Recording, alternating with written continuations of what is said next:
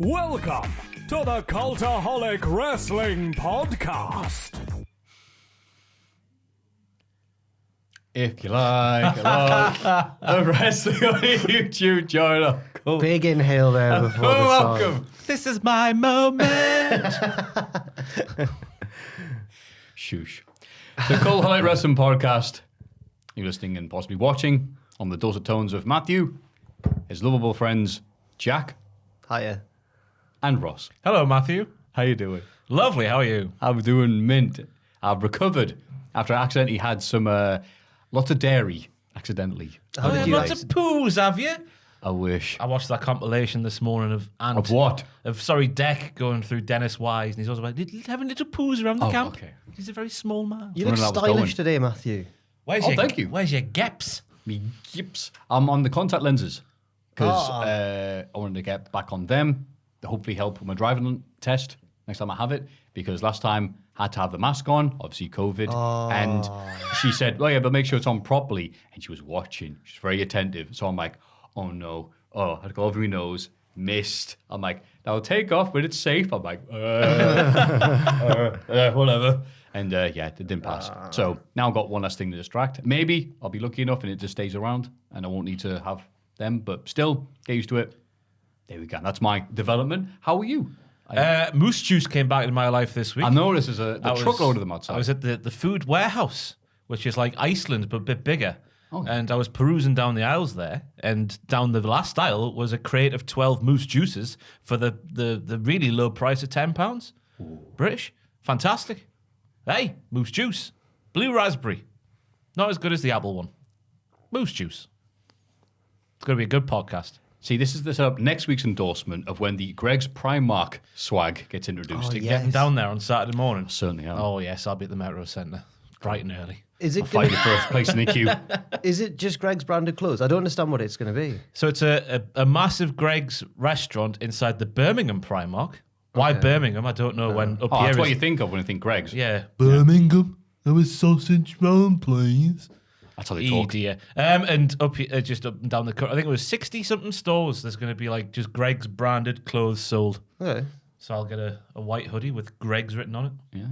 Like I work at Greg's. Yeah. How many, at the next North, what's your over-under? What's your guess of how many wrestlers will enter wearing a Greg's branded Oh, piece of that's a clothing? good one. I reckon somebody will be like, it could be anyone on the roster, but he'll be like, hey, I hate Greg's me. He's from Hartlepool. That's how he talks. He can't help it. How are you doing, Jack? Yeah, not too bad. I've got a new series on the channel. Have you? Weirdest wrestling episodes. Started off with a 2003 SmackDown episode. That's up now. Check it out. It's when Albert wrestled Stephanie. And yeah, exactly. I couldn't remember it either. So that's what inspired the series. Was that during the Steph versus... Vince Yeah. feud. Yeah. And Sable's involved. And, yeah. But it's got a load of weird matches on it. It's got some jokes that have aged really badly on it as well. Hey. There's another episode that I've already shot, which will be up at some point in the near future. And episode 3 is pretty much written as well. I've been motoring ahead. So the new series, if you don't watch it, I've wasted all my time. Near pressure. Yeah. Speaking of pressure, let's have a look at the news. Matt Hardy reveals why Jeff Hardy turned down WWE's Hall of Fame offer. It was on his Twitch. And it took them several weeks, and it's obviously going on for well, we thought you were on drugs, so suspend you for that. And he goes, can I have my drug test? And he goes, oh, it's negative. Oh, fair enough then. And when they did realize they jumped the gun a little bit, they then said, hey, you want to be in the Hall of Fame? And he went, wait, both of us? Like, well, Matt's working for AEW right now. He goes, no, we can't get Matt. It'll just be you. And he went, well, that's a hard no if it's just me. We definitely have to be up as the Hardy Boys together. Go on, Jeff. Yeah, my principle. Brotherhood is beautiful, isn't it?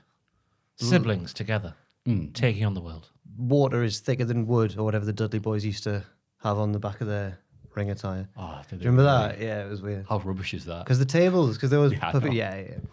No, it's nice, isn't it? It's good. I'm glad that Jeff did. Because Jeff could go in on his own merit, definitely. Former champion and all that. But he's gone, nah, Hardy Boys. I think that's fair enough. Especially when it's been offered as a, sorry about that. Oopsie whoopsie, ooh. After you've, the whole drugs. Oh, sorry. We just thought you were on drugs. It's not the boy who cried wolf. It's the very opposite of that. What's the old fable? It's the wolf who cried boy. The wolf who cried. Yeah, I'm a real boy, said the wolf. Wolf go, boy. Let's do a test to see if you are a boy or a wolf. And he turned out to be a wolf. Yeah, no, yeah. That's exactly what I thought when I heard this story as well. Yeah. I'm lost. Shame on them, though, for just going, oh, you must be off your tits, ye. Yeah. Just for going, like, I know there was this erratic thing. Whoever said erratic has now made its way onto AEW canon. Oh, there we go. As soon as there's any bit of criticism, well, they both go back and forth to the, blood and guts, etc., etc. Aye, so I remember that Billy Gunn got inducted when he was with AEW, with DX. they were just a pissant company That's then. Triple though. H went, yeah. And where are they now? Triple H. That comment hasn't... Maybe watching this at home. How you doing? Oh, that was news this week, where in my eyes it was. Oh, go he on. tweeted, Yes. Triple H, he's back, he's alive. He went to see Hamilton with Steph. Was that it? Yeah, but it's Was nice. that you? But it's nice to hear from Triple H. I think it's good. I can't wait for the RF video to come out soon. Just about the whole debacle Another, of NXT. Yeah, hotel at 3 a.m. Another legend of the business. Joey Janela, unsure of his future of AEW. Joey Janela was asked by Brandon F. Walker, you tell me. I don't even know. I don't know either. I don't even talk to them. Yeah, I get a check, but I don't know what's going on. The 30th of April, my contract's out. I don't know what the F is going on. The bad boy did note he thinks he will remain with the company, and if he doesn't, quote, I look like an effing idiot right now. I love that. Fair I enough, like yeah. Joey Janela. Yeah. At least he's honest. It's very strange how it's gone down with him in AEW. Well, I mean, he can't be employed for a company forever and ever, and he's doing a lot of work with GC Dub, so... But Sorry, go on. well, he just went. I think he went from having like featured matches with Kenny Omega and stuff. And is that what you meant? Like, he just and then he's like a featured guy at He's first. got himself ripped, hasn't he? Yeah. Which is really another selling point for TK, but TK is not taking the bait. No. That's saucy bait. So it's strange, isn't it? Yeah. And then we're getting to the point now where AEW's like releasing people and stuff. AEW's behaving like any other professional wrestling company, and now the fairy tale's sort of wearing off. It's like, oh, it's not this land of sunshine and rainbows. It's just a bit more. It's just a business. Get out of here, Peter Avalon. Yeah. Oh. But at the same time, say, yeah, well, we can't employ... Well, we got onto the news, obviously, when we hit the wrestling, if we have 9,000 people under contract. They did have a lot of These people. cons are all the same. Get rid of these contracts. Whoa. Yeah. Yeah. WWE announcers couldn't say the term Impact Wrestling at the Royal Rumble. Now, we talked about this when Mickey James came out, Parkour Country, and all that. I didn't notice that they didn't say the name exactly right, but it wasn't because of any issues with Impact. It's because they don't say the word wrestling on commentary. So they literally could. We don't say that word. Impact It's a Sports banned word. Entertainment. Yeah, right. Impact Sports Entertainment. Which is hilarious. And then they also said, the other thing is we were told we could not use the term knockout. We do not use the term world, even though the belt is called the Impact Knockouts World Championship. We do not use any of those words. And we would specifically not refer to this belt as the Impact Women's Championship, despite the fact that is not what it's called. Still. They don't say the word knockout. Apparently, if that's what they're saying. We don't use the... No, The that's Big their knock- Show had the WMD. They've got a Exactly. man called Kevin Owens. His name is literally Knockout. Yeah. Kind of, in a way. Literally. KO. The RKO. RKO. Yeah. They don't use the word That's his name. world. That's Randy Is that K. the- Orton. Is the world thing because since they shortened the acronym just to they're just called WWE now? Wasn't aware of them not saying world anymore. But it's universal. The world's too small. the world is Love not of enough. God. The WWE Universe. Yeah. It wraps itself around the world.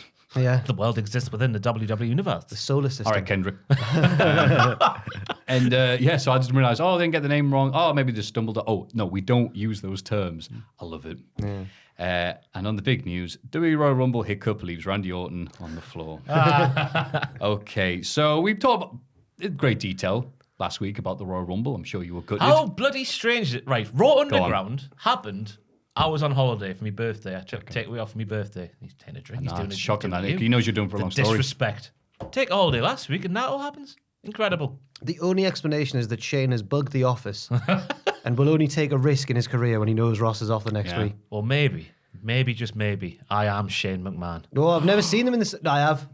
I was stood next to you when he jumped off the cage. Oh yeah, No, they not. He went to the toilet for it. I remember. stunt double. And he came back sweating, going, sorry, it was a cue. Just imagine Ross. I've got to go to the toilet, and on the way out, he just pulls on that white baseball shirt. The kids, his father, they're like, "Yay!" Sorry, I don't see you very often. Have I misremembered this, by the way, Ross? Because it was a few years ago now, but I feel like it was you and me. And when Shane made his entrance and the Shane dollars were trickling down, I feel like me and you both reached for one and it ripped in half. And it was like a metaphor. It was like if only one of it was like King Solomon's riddle. If only one of us had wanted the note, we'd have had it. But because we both went for it. That happened, but it wasn't me and you. Oh. It was me and somebody else. It wasn't me. No. Are you sure? How have I put myself in this situation in my head? Oh. That is mad. He's the main character in the story of your life. That's really bad. Who was it? Oh, from Voldemort. Wow, look at that. Had it in his hand properly, and I went as a late reaction and just ripped it in half. Was it not me? No, was I it not wasn't involved at all? No. It was. That is psychologically worrying. I've been telling people, me and Ross both reached for the... What was the order in the seating? It was. Oh, man, I can't remember. Voldemort, then me, then you, then Sam. I can't, Sam yeah, something like that. Yeah. Can't I went to remember. my left. Had a quick tug with the left hand. Memories you have are just implanted memories. Yeah. You think of them as your I own, don't know but they're not. I don't know what's real now. Jack in the Shell. Have I ever been on this channel? Has this ever been my job? Whoa. There's a picture on my Instagram. Really? Yeah, of the half ripped. Oh. Yeah. I've remembered That's why I this. held a grudge against you. I'm going to book myself in every single match I can. I can't believe this. That's really thrown me, that. Oh, mate. Wow. It does ruin you when you do tell yourself these stories and then you just run into convinced someone myself. who was actually there. You go, none of that happened. I've just convinced myself that was... It's like the Mandela effect, but not quite. It's like I think I'm Nelson Mandela. Hang on. No, wait. No. Made me think of Harry Enfield, that. No. I'm Mouse Mandela. No. I love that you moved on from Mugabe to Mandela. You're getting better. Yeah, I'm good. Yeah. I don't know where you're moving to, but shame on man Randy Orton. Wait, when did I bring up Rob? Oh, yeah, a while ago. Remember yeah. a period where it was Who- like, who blah, got blah, Robert something. Mugabe? Well, this match could be worse. Robert Mugabe could have done a run in. I'm like, it was, yeah, that would have been pretty bad, Jack. I You're said right. like it was some sort of like create a word with two wrestlers' names, and I think I said like Robert Mugabe Priestley or something like that. Oh, I was there with Reese's Pieces, that was wasn't it? it. Yeah. Mugabe Priestley. See, my memory's all right. It's okay. I hope Robert's okay, by the way. I mean, B Priestley. All right. Robert. Not the I hope Mugabe's She all hurt her right. leg, Is that- didn't she? Yeah, B Priestley got injured. Yeah. She jumped off the turnbuckle and cracked her leg on the Oh, floor. my word. I hope Robert's okay. I hope I Robert's wouldn't okay. have brought that up if I'd known that was... Oh, yeah, the segueing. Hope you're all right. Yeah. All the best, Robert. No, not him. Randy Orton and Shane are backstage, and apparently the numbers got switched. One was supposed to be 28, one was supposed to be 29. Shane was partly upset about this. Randy Orton said, well, I'm not coming out to your music, so you better go. So I was supposed to be number 28, supposed to walk through the curtain when my man's music hit. Per the report, Shane was upset at the verbal cue Orton sent, indicating that he wouldn't be going out. And then Shane went out and did his thing. The verbal cue was evidently, the Viper burst into uncontrollable laughter and run around on the ground. Thankfully, he was able to compose himself and enter next to number 29. And it says at the bottom, the report states that the reaction was seen as being in good fun after what had been a hectic day. Can you imagine Randy Orton belly laughing on the floor? I Yes, can't. I can. Can you? Yeah, I think it'd be really malicious laughter as well. Like he's mocking him. Yeah, when him and King Corbin were laughing at Rusev getting cooked. That's the only way I By can Bobby describe Lashley? it. Yeah. They did the thing. Ah, it is funny though. I can imagine Orton's face contorted, his eyes even smaller. Just, yeah. Yeah. And Shane just fuming. Imagine Yeah. Tiny eyes off shooting stars. Tiny eyes. Randy Orton's little eyes. It would have been fun to see Randy Orton come out to Here Comes the Money though, didn't it? Oh, In he his might as well. in his hometown. Well, it wouldn't Yeah. be more monumental than what he did in the match anyway. No. It still doesn't get away from the fact that Shane McMahon was in the final three of the Rumble this year, which buggers my bum. You were not a fan. Grates I'm amazed my to hear that, gears. Ross. So it does. Grinds my gears, I beg me pardon. Grates me cheese. Do you think it was funny though? If you that- grated a gear, that wouldn't be nice. Yeah. Yeah. But like watching the Rumble. Put the clutch in. Well, Tom went on quite the rant last week, saying it was the worst Rumble ever. It's up there. Yeah, and he It's up retweeted there. everyone who agreed with him. You'll get. Wow, a lot of positivity here. What's his? Oh, Tom, right, thank you. It gets to the point where you retweet it that much where people just say it to get retweeted. Don't actually believe what they're saying. Yeah, That's the way that's it's what I'm social telling media myself. works. Yeah. I'm saying this because obviously I don't think it's the worst. I think 2015 was way worse. You could have said that last week. Could have backed me up, did. mate. 95's Did you? up there. Oh, It's the sorry. worst. I said 95 looks 95. all right now. I said 95. I swear that gets better because things get worse. But it's like 95. half an hour long. And, Yeah, I'm glad that match is half an hour long. Yeah. I was supposed to do an hour long with what Mantar taking on what Mo. Nothing wrong with Mantar. It's like Wardlow these days. He's still doing his moves. He is. Fantastic. Anyway, there's a tier list on the channel where myself and little Andy Pandy have watched every Rumble match and put them in a tier list, ranking from worst to best. Lovely discussion. Andy watched them back to front, back to back to back. Every single Rumble match, back to back to back. On his days off. Oh. It's a dedication of the little Sound man. like a day off to me. Bloody Oh, hell. he had fun. Oh, the Rumble is. Capital F. I bet. But that's not the end of it. Have you got more Shane McMahon news there? Because I saw the things where I forget who reported it, but saying he wanted to make the entire thing about himself. I think we covered a lot of that last week as was well. that last week's This news, is an Debbie update Party? that only came out But I this think- week, but last week was the whole, doing the Grandpa Simpson entrance and exit. Hey, I've got, it says Brucey P's impression of Hardcore Holly. Hey, Hardcore Holly, do you have any ideas? Yeah. How about I win the title?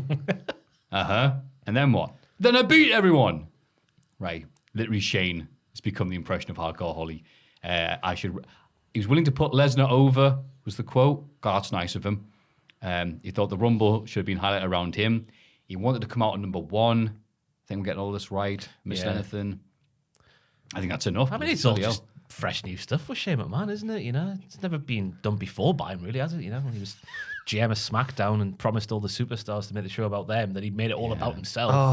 And he went to that WrestleMania program with AJ Styles and put himself on a similar level to AJ Styles, the phenomenal one. In Daniel Bryan's comeback match, Shane carried the match. Yeah. Daniel Bryan was on the apron for a lot of it and got injured, I think, and took out. And Shane carried the load. Yeah. Shane won the tag right. titles by himself. Oh, yeah. And Saudi Shane Arabia. beat Roman Reigns in Saudi Arabia. And The then Miz. Shane ruined Kevin Owens versus AJ Styles' rivalry for the US title by putting himself in there. Again against Kevin Owens, yeah. What else is that? Raw Underground? I've got to hold that against him. Beat the For Miz. 4 weeks from going, big guy. I just don't know where all this self-centered nature of Shane McMahon's come from all of a sudden. Are we all right with him beating the Miz? I wouldn't defend the Miz. I've been throwing that in, and Ross has just gone, I did something else as well. But I think what was the context of the Miz one again? His dad. Well, George! George. he, Hold your hands right, George. I'll batter you. And he didn't know that. What were you saying? George didn't know that was happening. Shane just went into business. Am I making that up? I'm misremembering. don't Am I know. doing the Nelson Mugabe effect in forgetting something? Nelson McGraw. All the best, Michael. Michael? Michael Mugabe. His brother. Speaking of Nelson Mandela, Shane recently cropped up in South Africa, or talking to someone to do with South Africa rugby. Is he running for the That was a good presidency segue. now, is he? No, something to do with Just like- because it got reported as like WWE involved with rugby or something. I saw a bit of that. Yeah, but I don't know if like Shane is technically still representing WWE, or if he just tricked them. I don't know. If you go back to SummerSlam when Brock Lesnar did that around Orton's forehead and split him open, it was the guy who confronted him in the ring. It was Shane McMahon. There's this long list. That's my main issue with Shane McMahon. When I was growing up, when we're all growing up, he'd come in, he'd do some entertaining silly bollocks, he'd jump off a high thing, would have a fun little storyline, he'd probably lose, and then he'd bugger off for a bit. Does a few MMA lessons, thinks he's the best in the world. Oh, he won the best in the world, didn't he? He is Yes, the he best in the did. world. He is the best in the world. Yeah, that was a thing. I'm not over it. Are you not? Nah. I'm glad that we've Oh, had and this. his last thing we saw, sorry, it was okay. he did that promo with Braun Strowman where he told everyone, no, that went exactly as intended, and it just sounded like he forgot what he was supposed to say. Oh yeah. He just what he was breathed in the microphone. He Yeah. just had a lot of good stuff through the nose. And Or pasta through the mouth. That's right. From Gargano's. That could also have the same effect. And also, I'm just washing down some Watley, sorry. oh God. And all, I've totally, it's gone now. It's I'm gone. sorry. There is a long list of... Anyway, Shane McMahon, still a podcast favourite here. Yeah. I think That's what I was the going to news. say. I'm glad that we've had this because Ross missed last week. And I Yeah, think that, people I'm were glad that we've wondering. had this talk. Yeah. I saw a comment at the top of the podcast last week saying I've took a stand of solidarity by taking a week off with him. Ross has refused to come in. Again, a little bit of news. Squared Circles, like end of year awards were done last week, or 6 days ago, I guess, so maybe this week. And Cultaholic was third. Yeah. Ancillary. I can never get this Why have bloody you word brought this right. up then? Ancillary. Well, we know why he's brought Yeah, we it know up, why he's yeah. brought it up. Yeah. Oh, you saw Go them on as then. well. I was only talking about yesterday. So I went, that's nice. Second was being the elite. Yeah. So, I mean, that's pretty good favour. Yeah. First was Botchamania. Oh, was by it? 0.3%. I've never been less relevant. But a win's a win, though. Like Never had less videos on YouTube. Like Hey, Vin West Diesel Ham. said, you can win by that much. 0.3%. Thank you, Reddit. Who's in the next round of the FA Cup, eh? West Ham or that other team I've forgotten. I get your point. Who is it? Who did they beat in extra Wood. time? Oh, no, wait, what? Mugabe oh my Wanderers. God. Kidderminster Harriers. beg your Oh, pardon. right. Yeah, whoever wins, you've won. Yeah, You've yeah. got to win there. How does it feel being better than the Young Bucks and Adam Cole and the rest of their cast of characters? I've got the same tam as Adam Cole, so I'm feeling alright about it. Bloody hell. God, you look pale. Oh. This week on AEW. Is that an Oh issue, my is it? God. Yesterday, who was it? It was, we were saying that Aiden should be, like, we were comparing him to, like, we said he should be some sort of wrestler. Jack Atkins said to him, oh, you look like so-and-so. But whoever that wrestler is has got a girlfriend. I can't remember who it was, who wears a lot of fake time. And Aiden was like, I can't get my girlfriend to join in. This is what he said about his girlfriend. She's a very pale woman. Very pale woman. I was like, all right, okay. Just Is the way he be Aiden okay said- with you saying on the podcast? Yeah, probably. He doesn't Oh, watch okay. this. Or if his girlfriend does. I don't think she's a wrestling fan. That'd be hilarious. Oh no, I don't want to have got him in trouble. Maybe she is pale. Who knows? Oh, Where's the issue with being pale come from? there's nothing wrong with being. It was just funny because he was next to the Bucks. Ah, And they're the same colour as peanut butter nowadays, so it's really distinctive. We were talking about Pete Dunne and English wrestlers in NXT are the most tanned. Yeah. Yeah. So nothing else to be doing. I think that's where the conversation started. Have you one match a week and you Yeah, run well- around, not putting your phone on airplane mode so you don't get told if you've been let go, and then just go for a tan. Pete Dunne's been cracking them out for Florida CC, hasn't he? Florida Cricket Club. Oh yes, he has. Yes. When he made his entrance this week, he had the bat in his hand, and I so wanted him to, like, when a batsman walks out, just a few forward defenses, but he didn't. And I was He's sad. never played cricket, has he? Well, then we talked upstairs about, it's quite the day, we had NXT on the telly, talked about whether cricket was big in Birmingham. Someone went, Tom Campbell, is cricket big in Birmingham? And he was like, I don't know. I was like, Edgbaston. Yeah, the Edgbaston's spirit of there, yeah. 2005. Come on, guys. I went to T20 finals day in 2015 at you? Edgbaston, yeah. Great day out. Fell down the stairs. Oh, One but you too pulled many a Tom? beers. Yeah. Oh. That was a thing on Slack this week. Getting told that stuff. 'Cause Yeah. I was like, what was the Hall of Fame again? I've forgotten the bloody... We'll have a look in the next bit. Okay, yeah, fair But enough. yeah, No, but one of just them is. learn about... I hope he's... I've still not seen him in the flesh since... He's better now. His leg's better now. Oh, he's much better. Doesn't have the Aye, stick, doesn't so. have the cane. You shouldn't lie. He fell hard, man. It was scary. But I like that part. Oh my God, Tom, you all right? Yeah, I'm fine. He's And still... then he said, "You're okay. You're going to taxi home." Yeah, sure. And he has no idea we got home. No, may he have said he walked. No, he said he didn't know. What? He says he couldn't remember. Wait a minute. Last week, right? So me and I Tubman... remember him going, I might have walked me or I and- got a taxi. I me can't and- remember. No, I thought he walked. He told me and Tubman he was going to get a taxi. Yeah. Then last week I thought he confessed that he'd actually walked. Now I'm hearing that he doesn't know how he got home. He probably went to Radio Newcastle for a shift. And then went home. Yeah, that's the most likely. Yeah. And all the walk home, and rightly so, but it really scared me. Richard just kept saying, like, we shouldn't have left him, Jack. We shouldn't have left him. And I was like, oh, God. He's fine now. That's a Thankfully. good thing, yeah. Yeah. By the grace of God. Shocking to hear that, though. You don't expect to happen to someone you know. You certainly don't. That was the news and the reintroduction of Shane McMahon to Ross. Everybody get excited for the Cultaholic Hall of Fame! That's time for everyone's favourite segment, the Hall of Fame. And in condescending order from last week, the shape of John Moxley, 22%. You did phrase it in a weird way. I think you meant, like, the good state of John Moxley. Yeah. should But I do don't it. want to put the state because that sounds bad, which is actually what I said. So I was like, but just putting John Moxley, just how good John Moxley looks post-return. The shape he's in. Obviously, it's just my opinion. You should No write a one love else's. song, you, like a parody of Ed Sheeran's Shape of You. That's what it's called, isn't it? I don't know. It The is. Shape of John. A triangle. A lean triangle. Lovely. The paradigm shift, the lean triangle. Bamba, who was the name of Tom's partner's dad or granddad? Granddad, I think. Yeah, granddad. Who made Tom's little cane. Yeah. Bad gammy leg that he calls himself. Unfortunate news, because that's to be a curse the podcast some weeks. Bamba. Now, all the people might know that name and go, oh, I know, Bamba Gascoigne. Well, that's Bampa. Yeah, But Bamba... Yeah, okay, sorry. Yeah. not like La Bamba, but Bamba Gascoigne. the former presenter of University Challenge, passed away. Again, iconic for people above the age of 50.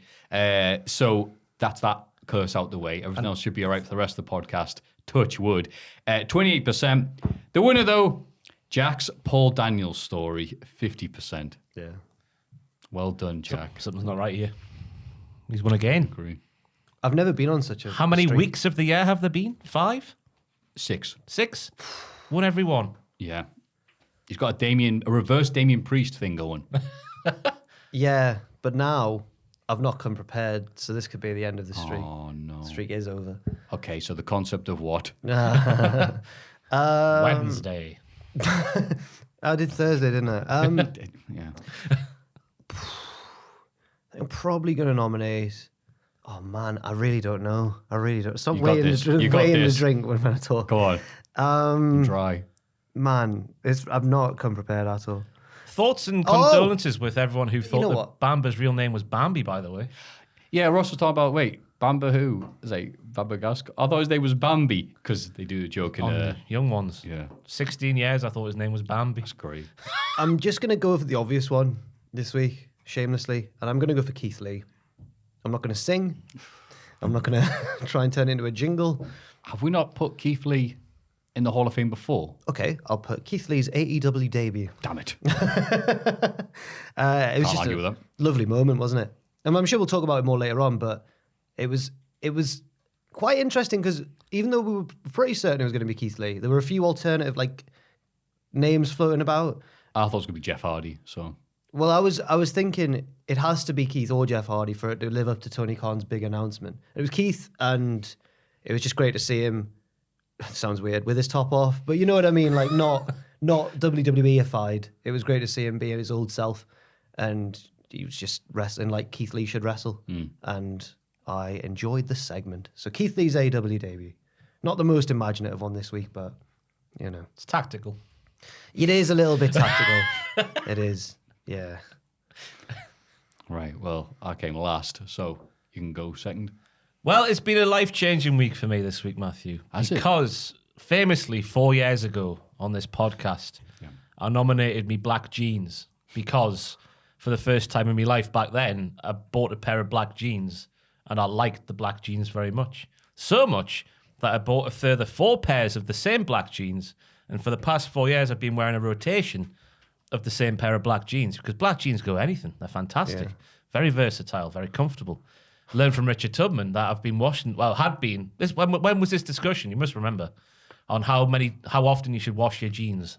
It would have been a while ago. Because you got heated. I've never seen you get heated before, but you've got flashing up Google and everything. Go, nope, it's a month. It's a month. Huh? Oh, were you washing them too much? I've been I used to wash them once a week. I'd wear them Monday to Friday because I knew you could wear jeans more than once before washing them. So it's on a Sunday, put them in the wash, get a new pair out, wear them for a week, put them in the wash. He brings out the big stat that no, month's more like it. So I've been washing them too often. Anyway, that Unless plays you into spill like a curry on them. or Oh something, yeah, you can't do it. Yeah, you can't be wearing dirty jeans. But you can do that with black jeans because I can't see it. Give him a wipe. I sweat. poo everywhere on them. Sweat from impersonating Shane McMahon. So that plays into my story because a couple of the pairs were worn, and that obviously comes down to washing them too often. So I thought to myself, it's been 4 years. Let's Oh, have a no. look. He's and brought out let's- the big guns for this Let's one. buy some new pants. So I got an email. This is a sign from God, from H&M saying, here's 25% off your next order, Ross. Off And to the H- Lord said. Off to H&M we Lord. go, Jesus. Thank you, Lord, for the sign. Thank you for speaking to me. So after, and I went to the jeans section at H&M and I saw the black jeans and I was like, yes, let's go for them. But you scroll down to the bottom on H&M and there's a section that's like, people also bought. And Richard Tubman, I'm going to ask you to bring the picture up now because what I discovered isn't just a jean, it's a bloody hybrid jean, right? A hybrid A jean. hybrid jean. Look at that. Looks like a normal pair of jeans, doesn't it? It does. Specimen B, please, Richard. I forgot the right word to say. What's that? Specimen C, please, Richard. The normal pair Okay, of jeans. jeans. Whoa! What are they? Elasticated waist. I've got them on right now, right? Can you show us the... Look at the stretch on that. Whoa. And also, the pièce de résistance, the drawstring, often Yeah. found on your jogger pant and not jean. So I purchased a pair of these hybrid jeans, and a pair of jeans is comfortable anyway. But obviously, when you wash them, and you've got that period where you first put them on of sort of like them stretching, you know what I mean, and give them way a bit.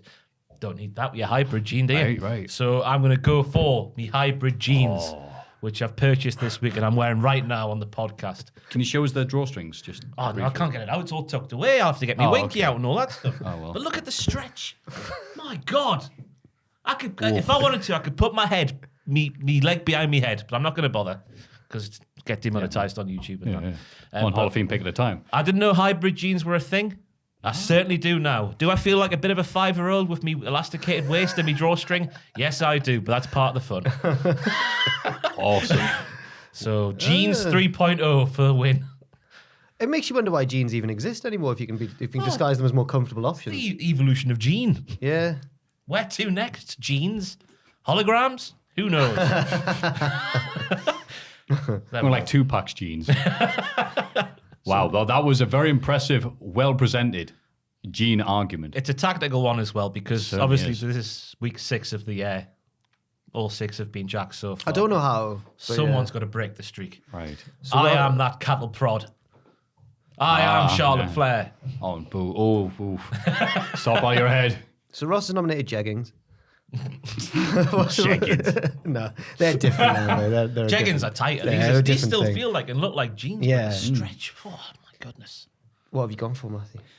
I've gone for, it's a bit outdated, but I guess it's news if you're hearing it for the first time. Do you know that during lockdown, where zoos were like, well, no one's allowed in, might as well do some stuff here to keep the animals occupied.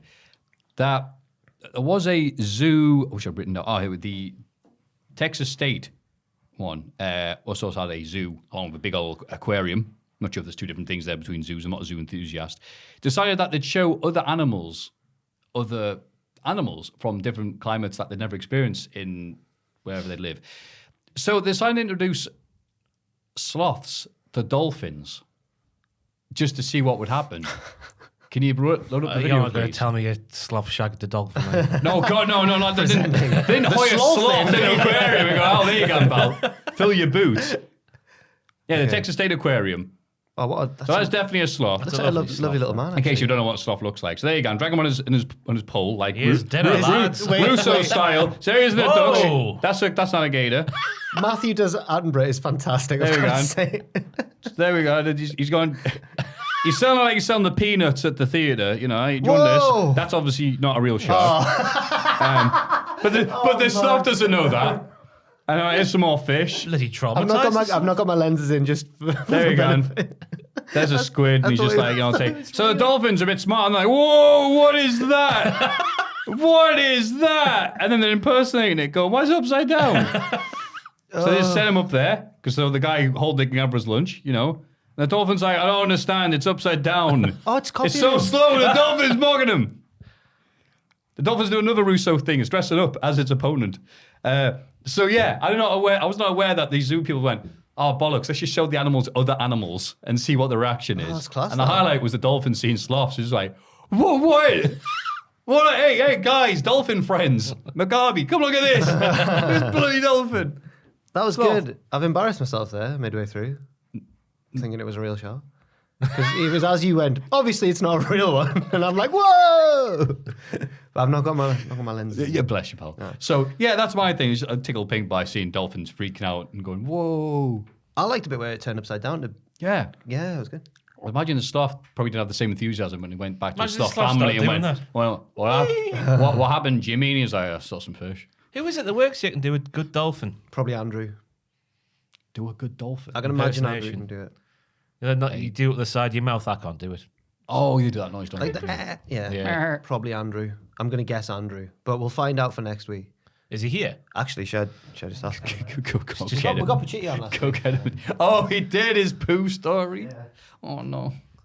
Don't ask about it. That was years ago. That was It was, I think it was one of those old his, stories. his I want to mate hear it crapping his again. leg. Yeah. Remember? Oh, yeah. You do told that on remember the podcast. I remember that one. Look at it, Jack saying, I want someone to do a I dolphin wouldn't just bring impression. him in out of context. You say, do Yeah, a just- dolphin, Andrew. Who's free? Sam, here you go. It might have been Sam. I can picture someone going, wee. If I did it would sound like Only Fools and Horses after. Is that a no-go? I'll run through the dialogue that I've just had with Russell. Oh, so hit like. Hit the set. So I went in, obviously said, I've heard that one of you can... Pacitti straight away went, it's me. And I went, is it? He went, no. So he's done me straight away. I went, is it Andrew? He didn't even take his headphones off. And the rest of the office answered for him and went, no, he can't. Like, how do they know? People think. And then... Sorry, go on. And then Sam said, I can do this. And then went like make clicky noises with his mouth, which I've heard him do before. Is it that? Maybe. I Less just than picture the- someone in the office. Sam can also go and make like a bubbly sound with his lips. That's very satisfying watching Sam do that. He's really good at Should we that. get Sam in to do his noises? Should I ask him? Sam, come and make some noises, will you? Sam's just the dude from a police academy That films, thing- just oh. doing the noises. It's been years since I've seen Sam do his lip thing. It's incredible. Very, is very he going to satisfying. say? This is fantastic content, this. It's great. We should do this every week. We're on tenterhooks. This. well- We should... New segment. Just before Reese's Pieces. Things Sam can do. This will be worth your time, viewers. And audio listeners, specifically. Oh, what a treat for you in the headphones. Apologies if my eyes all gammy. Oh, don't worry. From doing dolphin impressions all night. It is, Go on, yeah. pal. Am I just leaning in and doing it? Is this I'll what's take a happening? seat. if you Introduce want. yourself, say what it is you're doing, then do it. Hello, I'm Sam, Dolphin Extraordinaire? Yeah, there you go. Dolphin Impersonator Extraordinaire, apparently. Let's go. Right. Whenever you're ready. Hold on. I've got to like...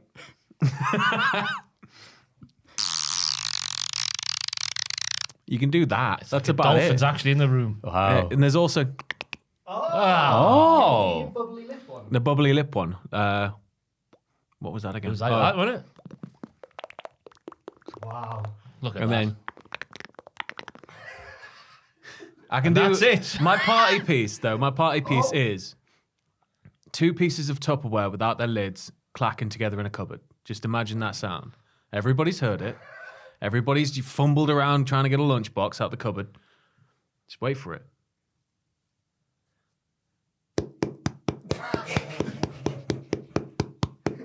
I've heard that noise somewhere else. I take bookings.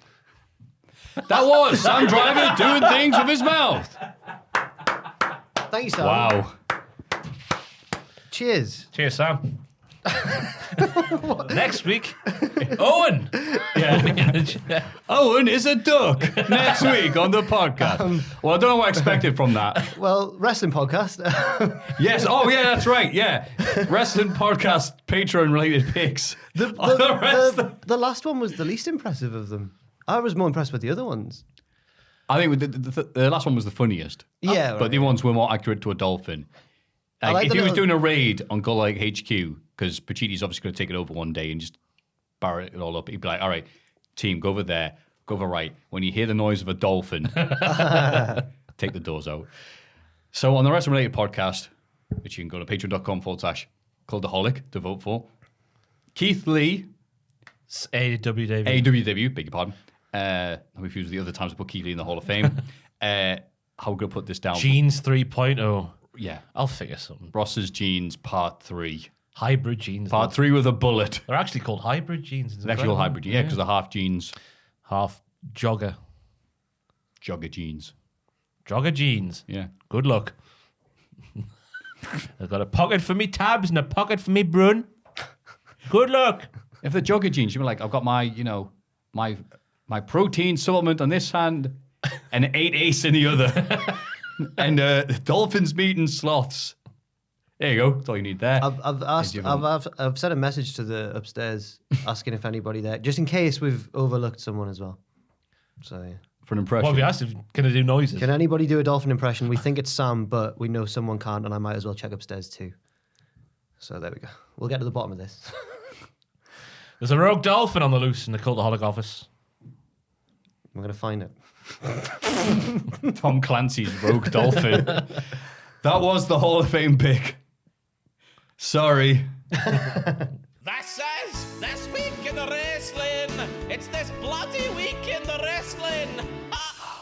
This week in wrestling. Oh, as we do that impression, you know who does that voice? Me. Oh, I realize how I'm saying that, yes. Jen Louise. Oh. That's who we're making that fun old of. every time. chestnut. That's right. Yeah. She made her debut ring announcing for North Wrestling. Were you there? I was. How'd it go? It went really bloody well. That's good. I'm pleased. 4 dropouts because of, the thing. The High vid. school. Yes, that's it. Thank you. Well done. But because of the state of wrestling nowadays, we're able to get beautiful replacements for all of them. And Gabriel Kidd main evented, and he's got a lovely hero's welcome because he is obviously from the land that WCPW obviously planted the seeds. He's for from everything to Nottingham, grow. but yeah. Yeah, but he made his name in Yeah, WCPW yeah, as far as yeah, I'm concerned. And then New Japan were like, wow, we love WCPW, man. We love everything you're doing there with think it's Bikini more Club. 'cause- We want to sign him. I think it's more because we got Suzuki over. And then Suzuki was like, oh. Well, maybe that helped. But yeah, Gabriel Kidd had a great thing. And Leon Slater, not Liam Slater, Leon Slater, came out as a replacement tag partner and managed to take out the lights that are across the ceiling. Is that a different man or the same man with a different name? No, sorry. It's definitely Leon Slater is a different human being. All right. But he has teamed up with Liam Slater before as the two Slaters. So Leon Slater took out the lighting with a kind of 450, then got up and carried on the match. And then after he won, he celebrated by doing a backflip off the top rope and took out even more lighting. Oh. It was like, yay! I mean, it looked amazing. But then Jen had to get on the mic and be like, okay, now it's time for the net. Oh no, we're going to have a very brief intermission so I can fix the light. Crucially, though, what was the expression on her face at this point? She looked very happy. Very happy? Yeah. What was the expression when she was walking that aisle? She looked great. It's all very crucial details. Oh, This- actually, this that's is a good what thing, yeah, Dave will write in The Observer next week. She's Woman with expre- expressive Oh face. no, you're right. Oh no, Jen, don't check the Observer. I'm glad that it went well for her because Tom's like a hard act to follow. Tom was Yeah. really, really good. So whoever was going to follow Tom was going to have a hard job. I'm glad it went well. Yeah. Yeah. I would sort of share that. Yeah, North. This week in wrestling, SmackDown. The Bloodline opened the show, and Paul Heyman explains there's no conspiracy or plot to betray Brock Lesnar. He thought Brock's idea to challenge Roman to a title versus title match was stupid and decided to switch sides. He realizes now that Brock needs protected from Roman. Heyman instructs everybody to acknowledge Roman, but Goldberg interrupts. He acknowledges Roman as his next victim at the Elimination Chamber. Oh, that was meant to be like acknowledges him as his next victim to a better house. Yeah. Acknowledges Roman as his next victim. Yeah. Yeah, great. Goldberg did the one promo, he knows. But they didn't come to blows yet. So they are desperate. They are determined to still do this feud. And I thought, oh, this again. But we never had this match, in fairness. This was scheduled The for Sam Mania. Driver feud. He started the feud. That's right. Remember? That's right. He did, yes. With Twitter. Yeah. He said, why is there a little pad on the thing for Roman to punch whenever he makes his entrance? Yeah. Roman said, because I don't want to hurt my hand.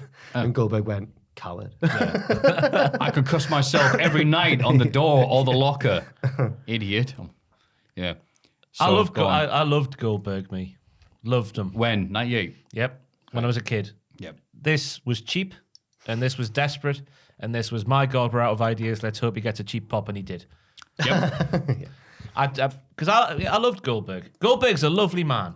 A lovely man. A lovely son. You've met Goldberg. Yeah. Fully lovely man. One of the nicest wrestlers I've ever met in my life. Nicest human beings I've ever met in my life. But I don't want to see him anymore.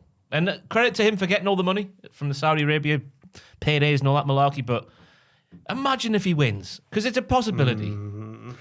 I know the Fiend wasn't as hot as Reigns is now, and maybe didn't have the stock that Reigns has now. But there's a possibility that Goldberg could beat Roman Reigns in Saudi Arabia. Just from home. just because he's got previous. His home turf. He's beaten. Yeah, I mean, it really is, isn't it? He beat Owens. He beat the Fiend for the belt Lashley. both times. Lashley, not for the belt, but yeah, Still beat him, though. still hasn't he? beat him.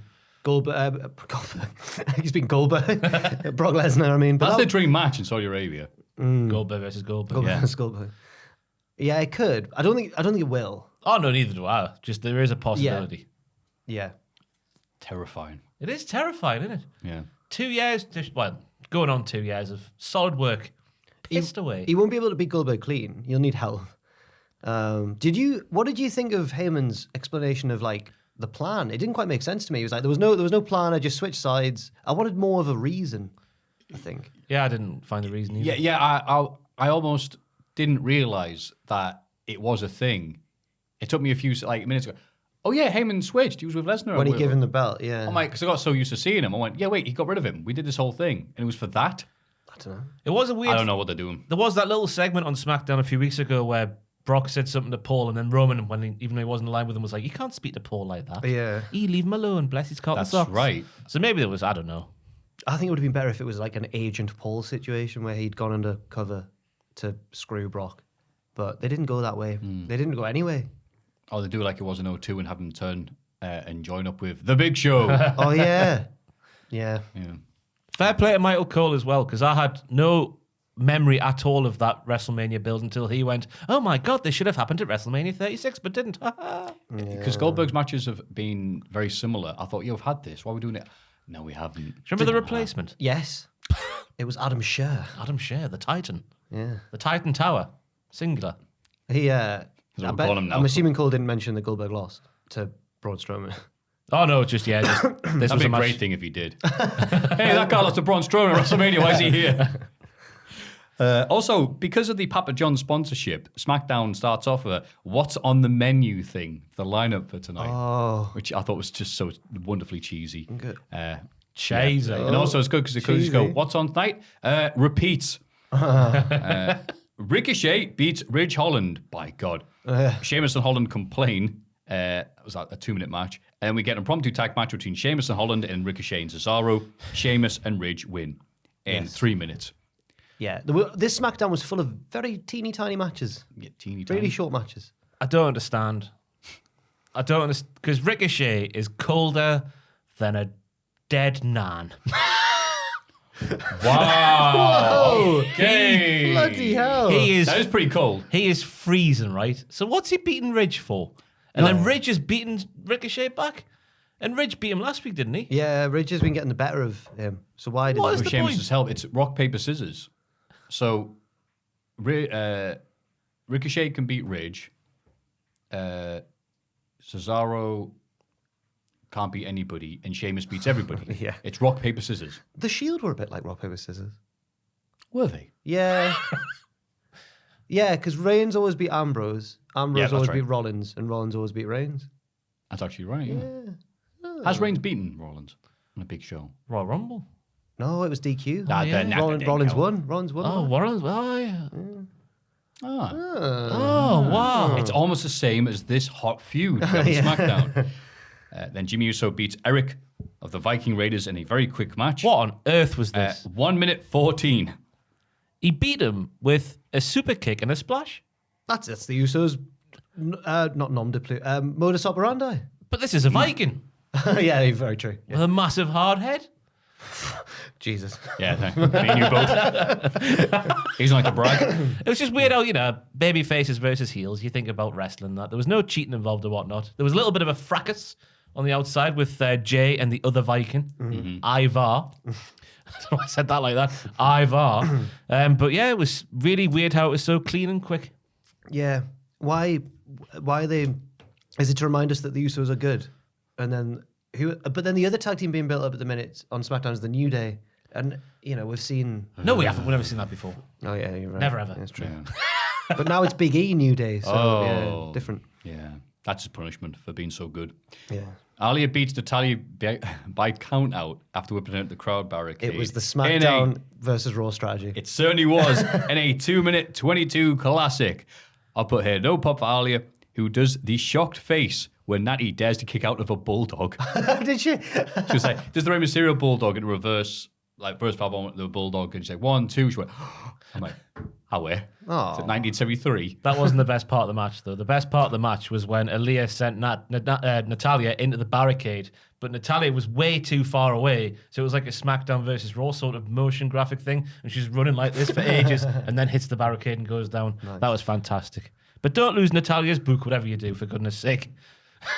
That was a good bit. Screaming at I forget who she gave the book to, the Guinness World Record book. It's like, don't lose me book. Me book. Paid good money for it. And the guy went, no, you didn't. Drew McIntyre cuts his return promo. Oh, no. Saying that a doctor told him he wouldn't make it to WrestleMania. And Drew told that doctor to kiss his arse. I felt sorry for the doctor in yeah, the I'm story. like, you should probably listen to the doctor there, mate. Yeah. Happy Corbin interrupts. But all the distraction as Madcap Moss tries to ambush Drew. Drew pulls out his big long sword to stop Moss in his tracks. He asks for a joke.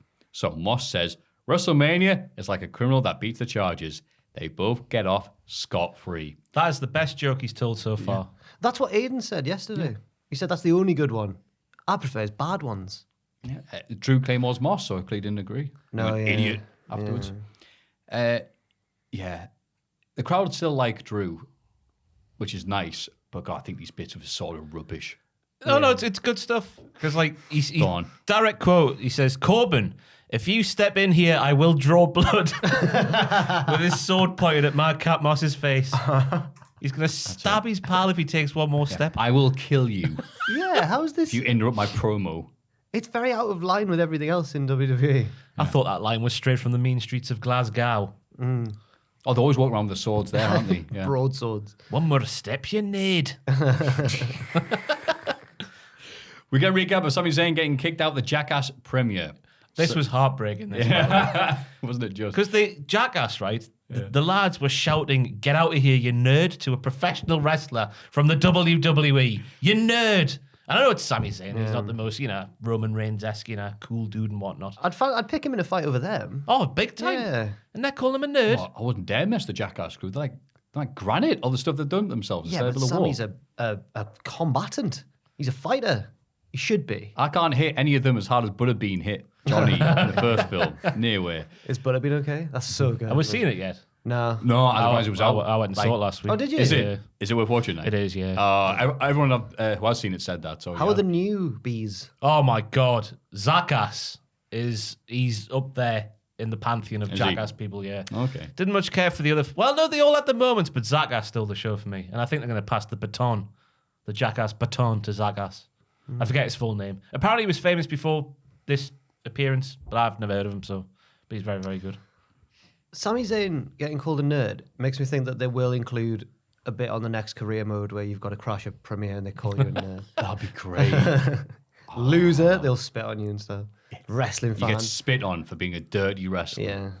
I know, isn't the career mode the GM mode, isn't it, on the new one? And Shane McMahon's one of the options you can pick. Is he? I'm sure I've seen the picture of the great. graphic thing. That's gone It's a well. first day purchase. I would hate to be a 2K developer. You spent Yeah. ages building these things, then Nick Khan's like, ah!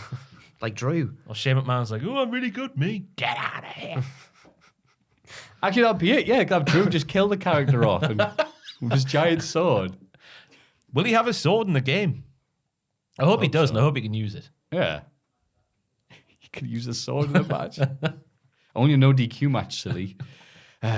Sammy complains to Adam Pearce and Sonya Deville, who gives him an IC title match in 2 weeks. Because it's Okay. after Saudi Arabia. Right.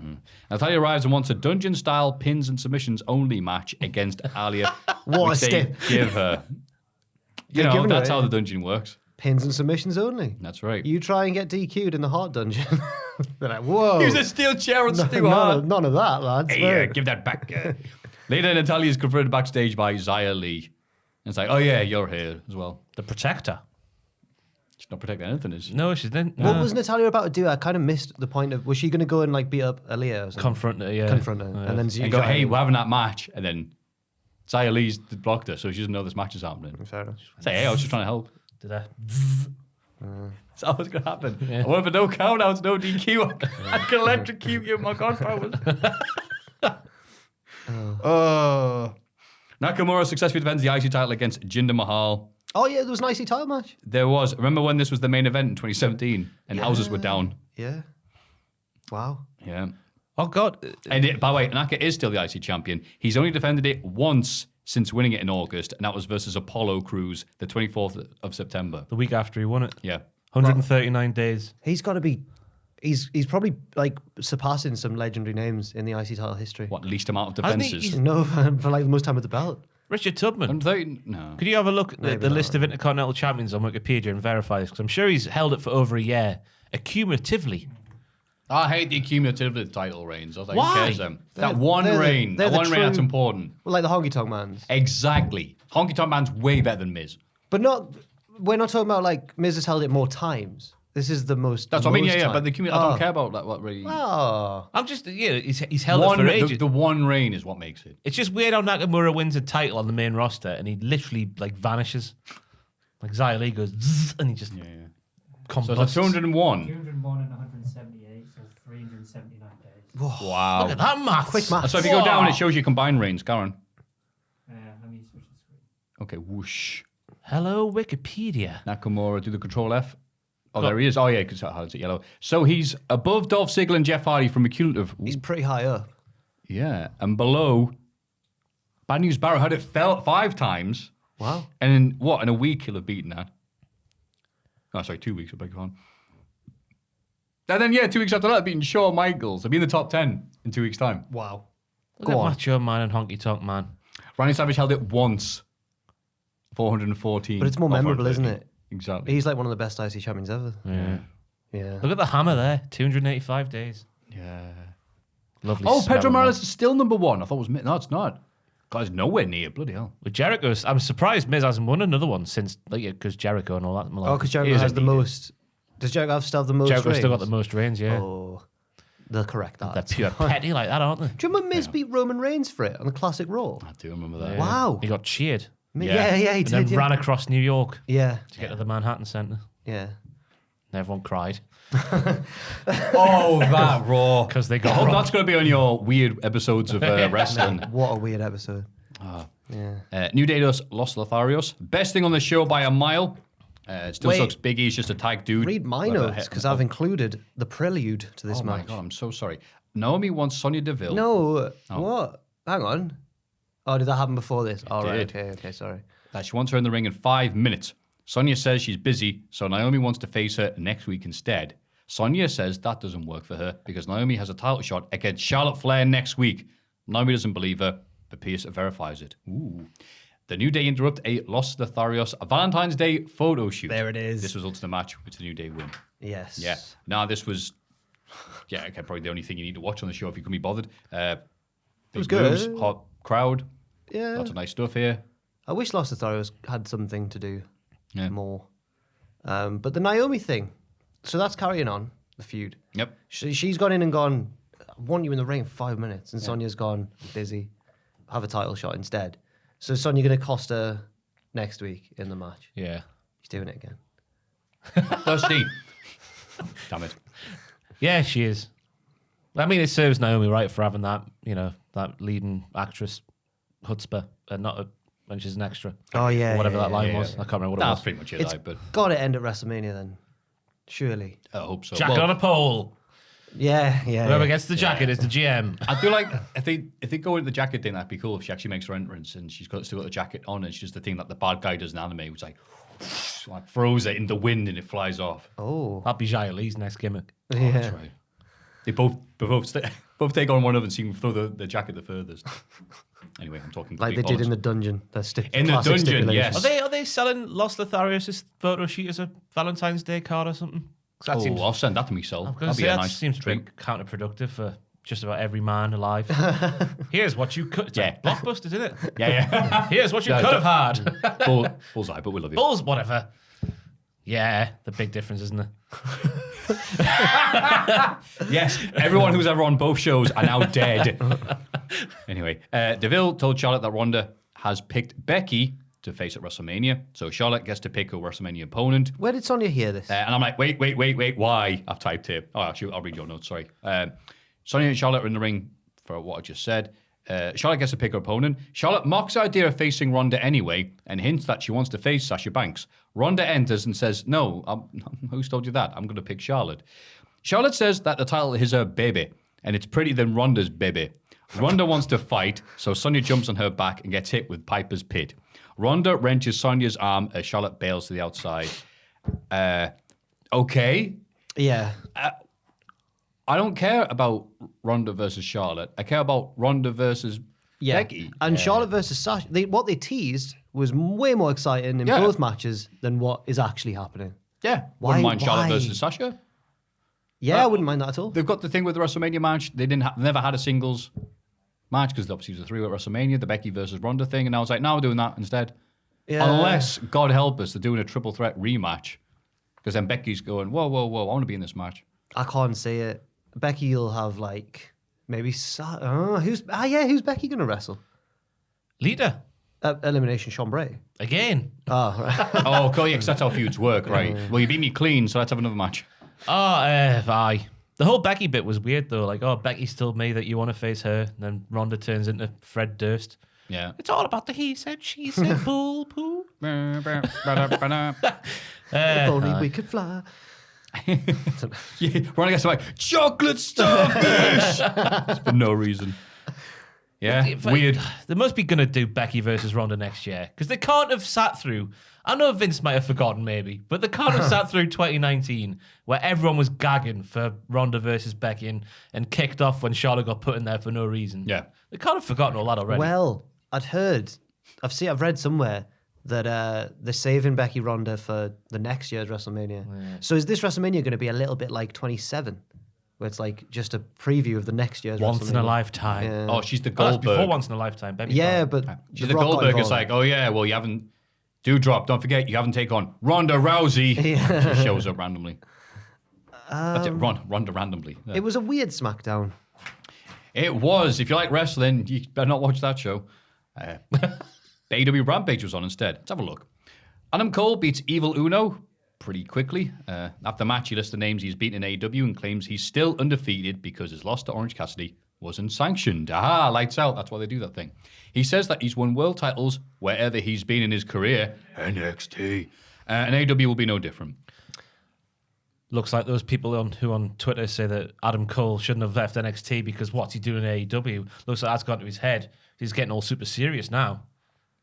And he's brought in a pal so he can go off and do some serious stuff while his pal dicks around with, I think call them the two Chippendales there. Maybe I meant chipmunks. I don't know. Matt and Nick Like Jackson. Rescue Rangers or strippers? I went and watched a Chippendale show once. Benidorm. What? How did that happen? Because I didn't know what juggalos meant and there was free drinks on offer. Or gigolos even. Yeah, gigolos. Gigolos. The ICP would take off If the you went to clothes. if you went to Ross and Gathering of the Juggalos as well. Juggalos are the clowns. Oh, did I say juggalos? Gigolos are Beg the your other pardon, one. yeah, gigolos. Imagine Whoop, whoop. I'm just now imagining That's what Ross they going to. Sam had this mad idea years ago, right? Go on. Where he wanted at some point for him to take, I think it was me, but who knows because I keep putting myself in my own memories. Okay, here we go. But he wanted to take me to Gathering of the Juggalos for the wrestling show and just have me interview people and be scared and be confused. And I now want to see Ross in that same environment. I don't know. I want to go to the gathering. It's an official cult, isn't it? What? So America, so the FBI. FBI, yeah. Named it as one, which gave us the sight of Madman Pondo giving a speech at the Washington Monument. What was that? I was watching something. I think it might have been Steve-O's podcast. Steve-O's got a podcast. In this van. Bless him. In his van, yeah. I think it was the one with Posty Malone. Okay. And we were speaking about that. And Steve was trying to find out how to join the cult. Is Post Malone a Juggalo? I don't think so. Oh. I don't know why I was talking about it. I had it on the background while I was working. Go on FBI.com and find out. But Gigolos, yes. There Bit we different go. to a juggalo. Beg me you pardon. can save a life knowing the difference between those two. The free shot of peach schnapps was lovely. Awesome. So you say Chippendales, you think, I don't know, a tag team like Los Lotharis, but you say Gigolos and you think like Jimmy Del Rey. You're like, oh no. Anyway, what we're talking about? Wrestling, that's it. Adam Cole. Yeah, it was. Okay, I try not to get involved in like AEW versus WWE stuff, but it was just funny seeing people like thinking like Adam Cole was a super serious dude all the time in NXT. I remember being a cocky little git. Yeah. Like, no, not that's the man. Chicken poo. A chicken poo, yeah. Yeah. I've never got the argument that he's done worse for himself by leaving because he was about to go to the main roster and if reports are true, cut his hair and be a manager. So obviously he's better now. I don't know.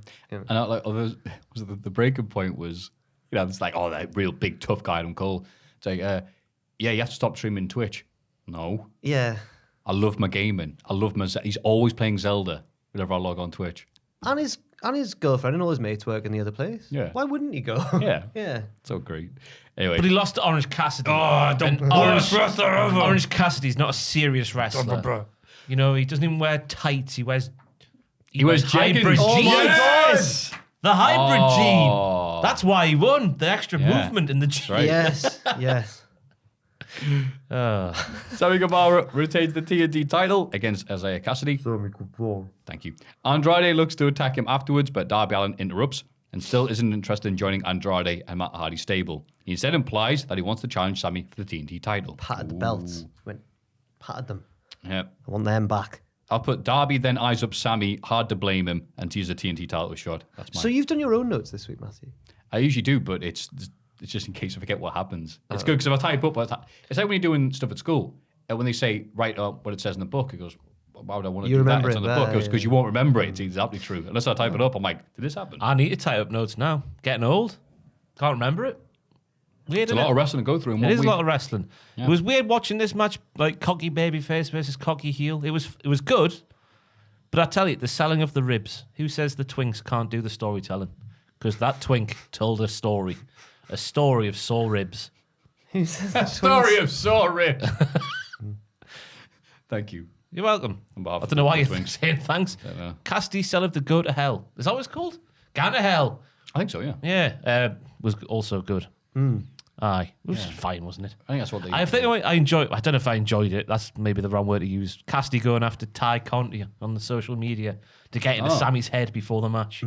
Tactics, underhandedness. Isaiah Cassidy did a really good job this week of getting beaten up. Yeah, Yeah, it's good. How does he fly? How does he fly? He literally flew on multiple occasions on TV this week. Well, again, he did the Ronda and did the Limp Bizkit and goes, if only we could fly. He just needs, what is it? To believe in himself and a little sprinkle of fairy dust or whatever it is on Peter Pan. Secret ingredients to be able to fly. I can't remember. Red Bull. Yeah. Peter Pan just next one. There are other, obviously, alternative Yeah. energy drinks out there, especially if you live Moose juice. There we go. Backstage, Layla Hirsch hits Chris Statlander in the back with a steel chair. The feud carries on. I lolled at this because Chris Statlander held the chair there for go on, kickers. Yeah. Oh, yeah, she kicked her. She's hiding behind it. This will save us. She'll never fire me here. Maybe if Layla was behind the chair, you wouldn't be able to see her. True. That's true. Very yeah. small She's little, lady. I like these women's feuds that we forget because they have less time in them than a TikTok. Mercedes Martinez loses to Thunder Rosa via DQ by attacking her with a pipe. It's not often you get a DQ in AEW, as people point out. Britt Baker isn't happy with Martinez for losing because the DQ isn't what they agreed on. She says she'd better not lose again or she'll have Mercedes out here quicker than she left her last job. AEW. Mercedes coming soon. Yeah. Oh, no, this isn't funny. I'm not coming back. Mercedes squares up to Britt, but Jamie Hayter gets in between. Yep. I thought you said Brett there for a second. Squares up to Brett. There he Goes is. up to Bret Hart, who's just there going, kind of, gotta relax. A means to an ends, wasn't it? Very interesting. The match led into that promo bit, and Jamie Hayter not knowing about the deal. I wasn't looking at Rebel. Did she know about the deal, or did she act surprised? I don't know either. To find out next week on AEW Rampage. But it's interesting stuff. It's like we've got two Triple H's and Batistas on the go. Wardlow and MJF, and Jamie and Britt. Yeah. And then Jay Lethal faces Ricky Starks, the FTW title. Powerhouse Hobbs tries to interfere, but is taken out by Dante Martin. Starks still wins to retain the belt. The last bit, when he caught Lethal off the handspring, was class. To hit him with the Rochambeau? The Rochambeau. Yeah. That was a beautiful counter, yeah. Yeah. I just wasn't sure what his finisher was called. Yeah, okay. Interesting. Well, not an interesting point. A very valid point. I think it was Sean Ross Sapp who started it. He was like, what's the point in doing the flip before the cutter? What is it? So what's the point in doing the handspring before the cutter? X-Pac retweeted the handspring. Then I saw multiple people going, what's the point in Hangman doing that before his thing? And I was like, well, it adds That forward adds momentum. torque.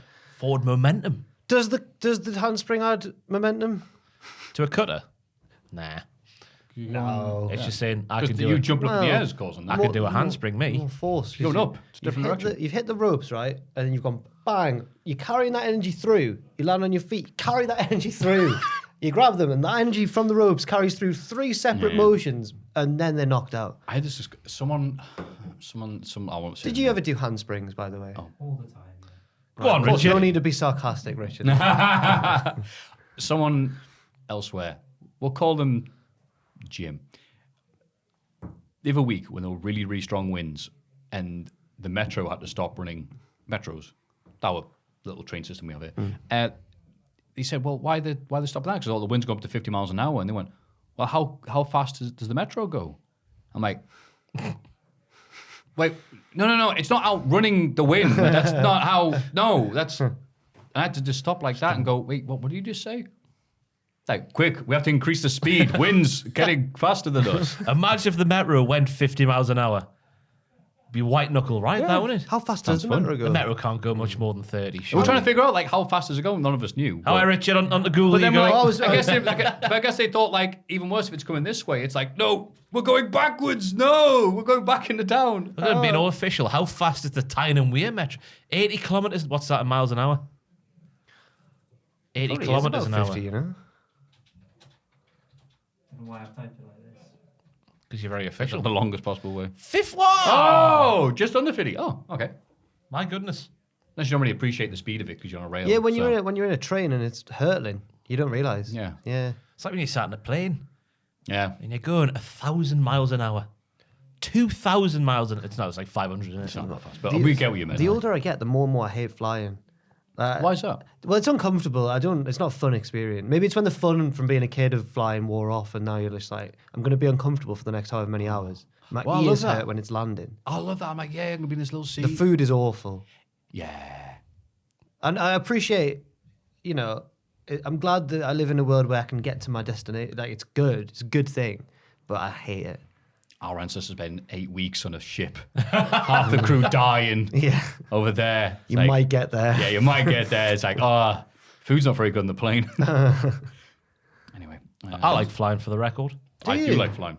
Yeah. Have you heard that they make the food really, really spicy, but you can't tell because your senses are numbed because of the air pressure or something? Oh, I've heard that The before. cabin Wow. Interesting, isn't it? So the food you're eating would be unpalatable if you were on the ground. It's unpalatable in the air as well. Yeah. That's interesting because I can't deal with spice at all. Yeah, likewise. I never really feel it up there. You know what else I can't handle with? How good Ricky Starks was in this match. Yeah, it's taking class, his camera from some guy up front row, his phone even, and trying to do the camera. And it was locked. And went, get it, unlucky idiot. And then going to take a photo record himself. Then saw Brock Lesnar guy for a moment. Oh, look at this Mark. So yeah, I enjoyed that. Monday Night Raw, which was on Sci-Fi. Seafy. I almost said ECW and Sci-Fi then, because just out of habit. Yeah. I was going to say, so if you're having a go saying Raw did really low numbers this week, it was because it was on there. And it was also... It didn't do that bad a rate neither. 1.3 million, I think it was. Considering it was on a different station than normal, that's really good. And it was up against something. I don't know what. Thank you, Bill. But something happened. And and first hour commercial free and opened with the Quiz Bowl between RK Bro and Alpha Academy. Shush! Yeah, thank you. They go back and forth over various topics till it all comes down to a question on metric conversions. Gable doesn't know how many grams are in an ounce, but of course, RK Bro do because weed. The Street Profits arrive and say that Alpha Academy owe RK Bro a title shot. Gable wants a match right now and attacks the Street Profits. Alpha Academy win the match. This was a learning experience for me. I had no idea an octopus had 3 hearts before this I didn't segment. know that. That was good. I had no idea that Michelangelo fought Kevin Nash at one point. Oh, I got like That's that. I know Yeah, it's the not crowd quite. when they're Yeah. like, going, I'm going to pick cartoons, crowd. Yay! And I also learned that Otis looks like Harley Race with his more developed facial hair. Oh, he does. No. If you squint, Yeah, I can see it. Harley Race sat there. Harley Race. Wow. When you you're right. when you traditionally Oh, say no. that someone has a baby face, I wouldn't describe Harley Race as having a baby face. No, because he was but handsome. he does Harley have Race. a baby's, like an angry baby's face. Yeah, he Yeah. does. I can see it. Fantastic. Arcade Bro should have been disqualified though. Asking for the crowd's help. I did. No lifelines in that quiz as far as I was concerned. Yeah. Chad Gable was told to go away when he tried to get one, wasn't he? That's right, yeah. Terrible. Favoritism. I hope they use that to get a next wacky contest next week. But Chaz selling the buzzer. Endless hours of fun. Very It's Always Sunny in Philadelphia. Yeah. Dennis Reynolds. Said yeah, and I've watched it. Oh, Have you not? No, I've never seen it. bless It's you. on the list. It's on the list, but It's I've a not got around to it. long list of episodes. to yeah, there's watch. quite a lot now. Yeah. Yeah. Nah, Chad Gable here, pulling up these segments on his back and running several miles with him because he's that strong and big. Yeah. Why is Loving it taking them 6 years to get to this point? 6 years. With NXT Chad Gable. Oh my I've said this God. before and I'll say it again. He literally gave Jason Jordan a career. Gave Jason Jordan some charisma, kid. And here we are now, 6 years later, and they're finally doing it again. Because he's under 6 foot tall. That's why. Yeah. They got confused that other complete loser that was around a few years ago. His name was like Shorty G. I think because he looks so much like Chad Gable, they mistook him for him, and it was a bit awkward for a bit. What a tosser he was, eh? Short I G. never liked him. I don't know where he is, but I hope it's somewhere hot. Embrace your He was shortness. owning it. Yeah, I am Shorty G. Yeah. I hope he's on a plane somewhere eating something spicy. MVP and Bobby Lashley arrive. MVP hypes up Bobby for winning back the WWE title. He mentioned that Brock Lesnar won the Rumble and deserves a shot against Roman Reigns, but there's no way he'll take the WWE title from Lashley at the Elimination Chamber. Lashley then says he hopes the Chamber match comes down to himself and Brock so he can beat him again. Very Simple stuff here. standard promo. Yeah, man. Yeah, Bobby Lashley's new catchphrase, well, his hometown catchphrase, had me falling out my skin. Yeah. The champ lives here. Oh, it was all right. Oh man, it was awful. Banter. Speaking of baby faces, Bobby Lashley. The literal Yeah, baby yeah, face, yeah. like a newborn. I googled this. I don't know if it's right or not, but I think MVP it was. Or maybe Bobby asking when Brock last wrestled on Raw. Got to be still on Cage Match, and this can't be right. It's a Seth Rollins rematch, wasn't it? Wait, maybe. Oh, it's gonna happen. I might have Sorry, missed. I might go have ahead, missed Tom. it. Singapore Kane match. Brock Lesnar defeats Tommy Dreamer, July the 22nd, 2002. Oh, they announced they were going to do the rematch the day after.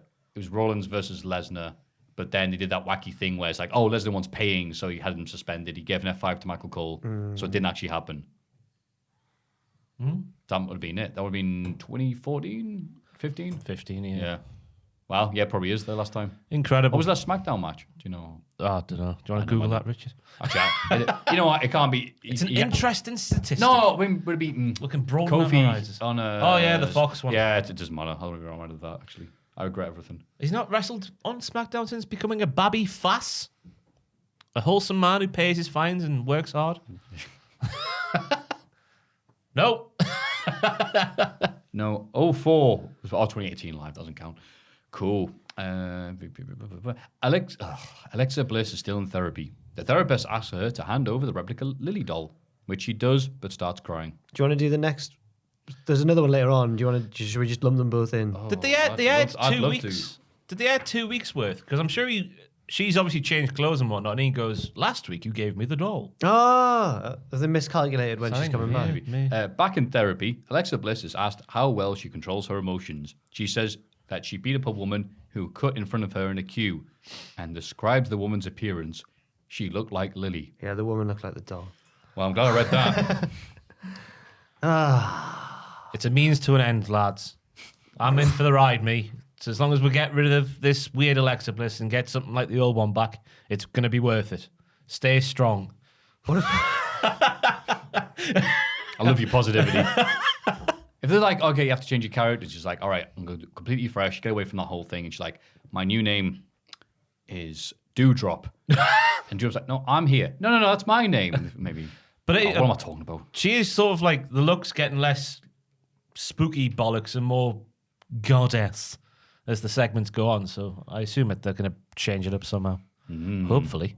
Speaking of someone who's But changing up, she's a good actress, though. Oh yeah. I guess it's just these segments doing nothing for us. The material she's given, like it was way back last year. I remember 2 once- years ago. She's like Madonna, she's a bad material girl. There's a clip online of her and Scott Dawson in like NXT promo class being like pig farmers, going like, "Howdy, y'all." It's really good. Like she's really good at anything. Life but imitating art. if it was a lesser, well, She was a pig. she had, yeah, she Woman. did, yeah. Larry Larry Steve. Steve, I'm yeah. getting at you. What? She had a pig. Rest in I think peace, the Larry pig died. Steve. Yeah. Alexa Bliss had a Oh, pig. in real life, that's Yeah, right, yeah. yeah. I was trying to remember that wrestling angle of the pig, but yeah, okay. But yeah, if she was in the hands of a lesser actress, this would be even worse. So fair play. Fair enough. AJ Styles beats Damien Priest in a non-title match. He'll get a shot at the US Championship next week. It's a champions contenders match, for goodness sake. Certainly was. So AJ Styles is not winning in Saudi Arabia. Yeah. Those keeping track, this is Priest's third straight singles loss and 5th out of 6 singles matches. Ooh. Yep. After a year undefeated. Yep. Well, What where's your happened? mate Bad Bunny? He's not here this week. Okay, you're losing. It's weird how they can only have start feuds with champions by having the champion lose, by and large. That's the only way Yeah. to start a feud. Why don't they have someone challenge the champion for one match, just the one That'll never work. down the line? Or, right, have this novel idea. The US champion has this open challenge. Do you remember the era never when work. Vince decided there couldn't be any wrestling during the ad breaks? That was mad. Remember No, that? but that was during COVID, no crowds though, wasn't it? No, it came before. back for a little bit, but Yeah, because went, well, why? There's no one here. And they but showed a that few footage years of it. before that, there'd Sure, it been was 19 maybe. 18. so many 2 out of 3 falls matches, and so Oh many. yeah, and then that's like every episode of Raw was Lucha like House Party rules. oh no that as well, but like they went oh well these two people interfered so now it's a tag match. Yeah, well, they still do that. They but, do, but not. It used to be every single Yeah. week for a while. I did like the good finish times. though.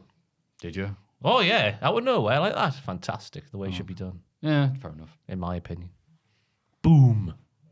And the priest is gone. Yeah. Miz and Maurice are here for Miz TV.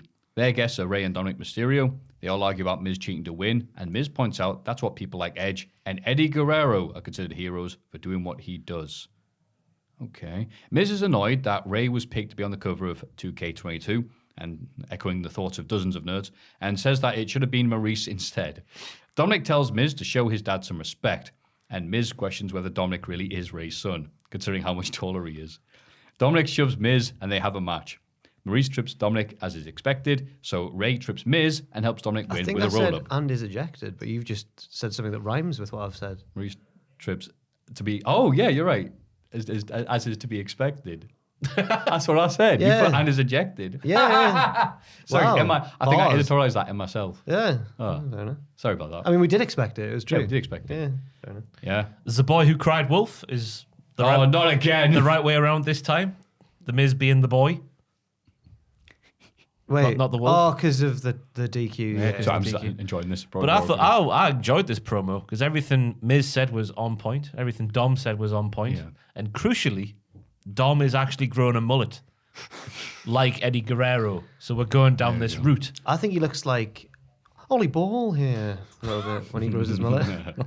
Remember that? Hope I've Ollie's doing all right. I've my only exposure to Ollie Ball is you going, it's Ollie Ball. Yeah. Really? Yeah, never seen it. Ollie Ball took over the internet for a short while in the UK, anyway. It's Ollie Ball here. It's great. I liked reading this promo back than I did watching it because I was like, yeah, that is actually pretty good. Yeah. And then watch it live, I'm like, are Ray and Dom still kind of feuding, kind of not feuding after over a year? I can tell you where it's going. Dom's going to go, am I really your son, Ray? Let's have a paternity test. Jerry Springer comes in. We have a great time. Yeah. Do you think they're actually ever going to feud with each other? Or do you think Ray is going to This keep is saying it. no? This is it. Ray'll get annoyed by Dom growing a mullet. I never had a mullet, son, he'll say. But And he did. crucially, though, Dominic, it might be taller than Ray, but he also looks like him. Although Ray wears a mask, so how do we Yeah, how do we know? how Wait, can so you know? he's saying that he's going to gradually just start imitating Eddie Guerrero. He does a frog He's like- splash for his finisher. Yeah. That's true. Is that, And he hey, did are you that. sure you're my puppy? Is it just going to... After the Is that the money's got the exact same like snake tight and everything? after this match, the he four did, he did shoulders. that as well. He did the thing, which I can't. Imagine we start speaking like Eddie.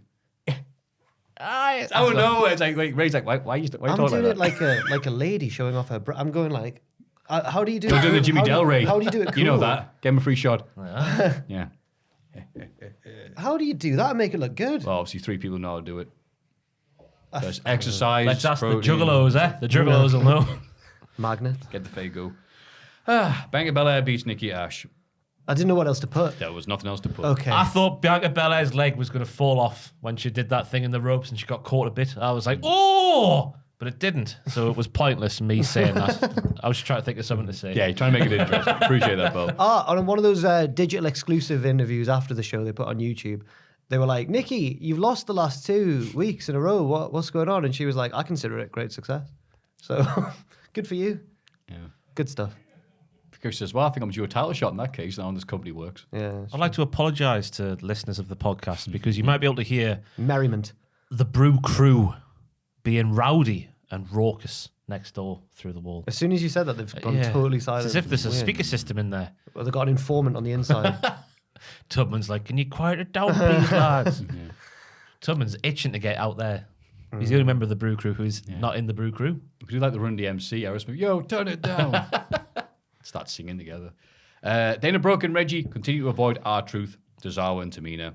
Dana thanks Reggie for all his help and kisses him on the cheek. Reggie asks what this means, and Dana says it means they're really good friends.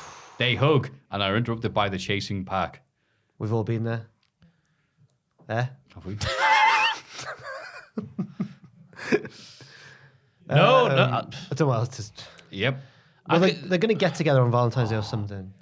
I'm glad they're at least doing something different than 24/7 title. Now there's romance. Well, it's Valentine's Day soon. Yeah. I hope Tamina doesn't get involved. She's too pure for that smut. But yeah, we spoke about Alexa Bliss being a good actress. Dana Brooke is the opposite of that. Reggie was also there. Do you know who I've Yes. noticed was a bad actress this week? I don't want to... I'm sure she can improve. It's fine. I feel bad now. But Persia Pirotta on NXT. But we'll get to that. Oh, yeah, we have that to look forward to. Yeah. I feel bad now. Oh, You can't God. just call people bad at their jobs. People do it. People do it all the time. Yeah, It comes with the territory. Yeah, doesn't we're it? bad at our job, so we can therefore, we know what Yeah. it's like. It's like the energy that passes through a handspring before a cut. Exactly, mate. Or Metro going 50 miles an hour. Backstage, Kevin Owens tells Seth Rollins that once he beats Austin Theory tonight, Vince will have no choice but to put him in the Elimination Chamber match. Owens does beat Theory, which is a bit of a surprise. I thought the promo would lose, which is strange considering Owens never goes to Saudi Arabia. So he's not going to. so So we he's not know, beat- we yeah, know you're right, he's he's not not going to being get for. put in the elimination chamber. No, he doesn't go. He's like Sammy. He can hang out with his friend backstage instead. Yeah. What was Sammy saying? Yeah. Yeah. And Sammy could watch Jackass forever. Or yeah, Owens is looking good. There's a period where he, looked a bit rough or tired. He had that bit of a break. He's back now and he's having good matches. Go on. And him, Austin, with the stunner. What you say? He looked rough for a while, did you say? He looked like he just needed a bit of a break. Really? Yeah. I never got that. I'm worried about him. Do you? I'm like, he used to take those bumps 15 years ago. He's still doing them. But nah, he's looking all right now. It was a fair match. I think Austin Theory wrestles like a proper WWE main eventer. WWE.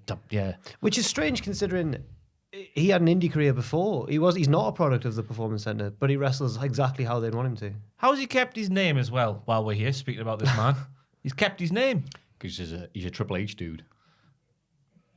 All the Triple H dudes kept their names. But just because he's called Austin, I thought, was that what you mean? Like, you shouldn't be called Austin. I know, just because he signed with WWE and they try to change everybody, don't they? Yeah. Apart from a select few. Yeah. That's Yeah, why I Vince guess is like mocking him. He's like, I hope he quit. We'll have to find out what he'll do next week after losing this match. Do you think Vince McMahon's going to walk into the ring to Saudi Arabia? No. And then Vince with a will just whip. melt. Get down there. He needs to stop doing those bloody... I got annoyed, right? Annoyed. Go on. Watching Austin Go Theory on. do his little roll-throughs. Speak yeah. about Jay Lethal's handspring Yeah. being pointless. His roll-throughs are pointless as well. Fair enough. What's he do a roll through into? From outside the ring to inside the ring, jumping clothesline sort of thing. Stuff like But that. let's at least go in the same direction, though. Yeah, but it's a bit too...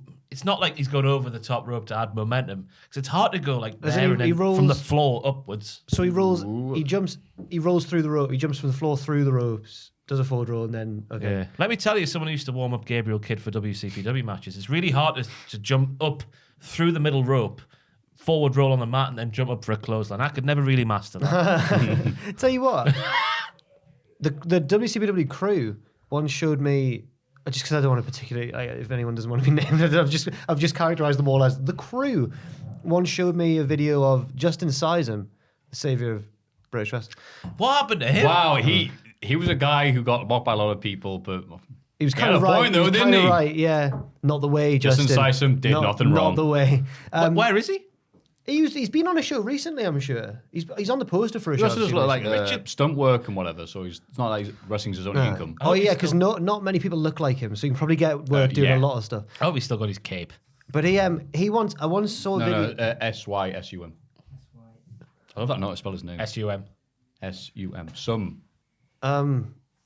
Leave Justin alone, just like Britney. He was right. Yeah. Has he been wrestling? 2019, last Oh match. my word! Goodness I was wrong. me. Oh. Oh, there's Bad Bones, John Klinger. Lucas Steele. So- North Wrestling great. So Anyway, sorry. is he like the big Benji?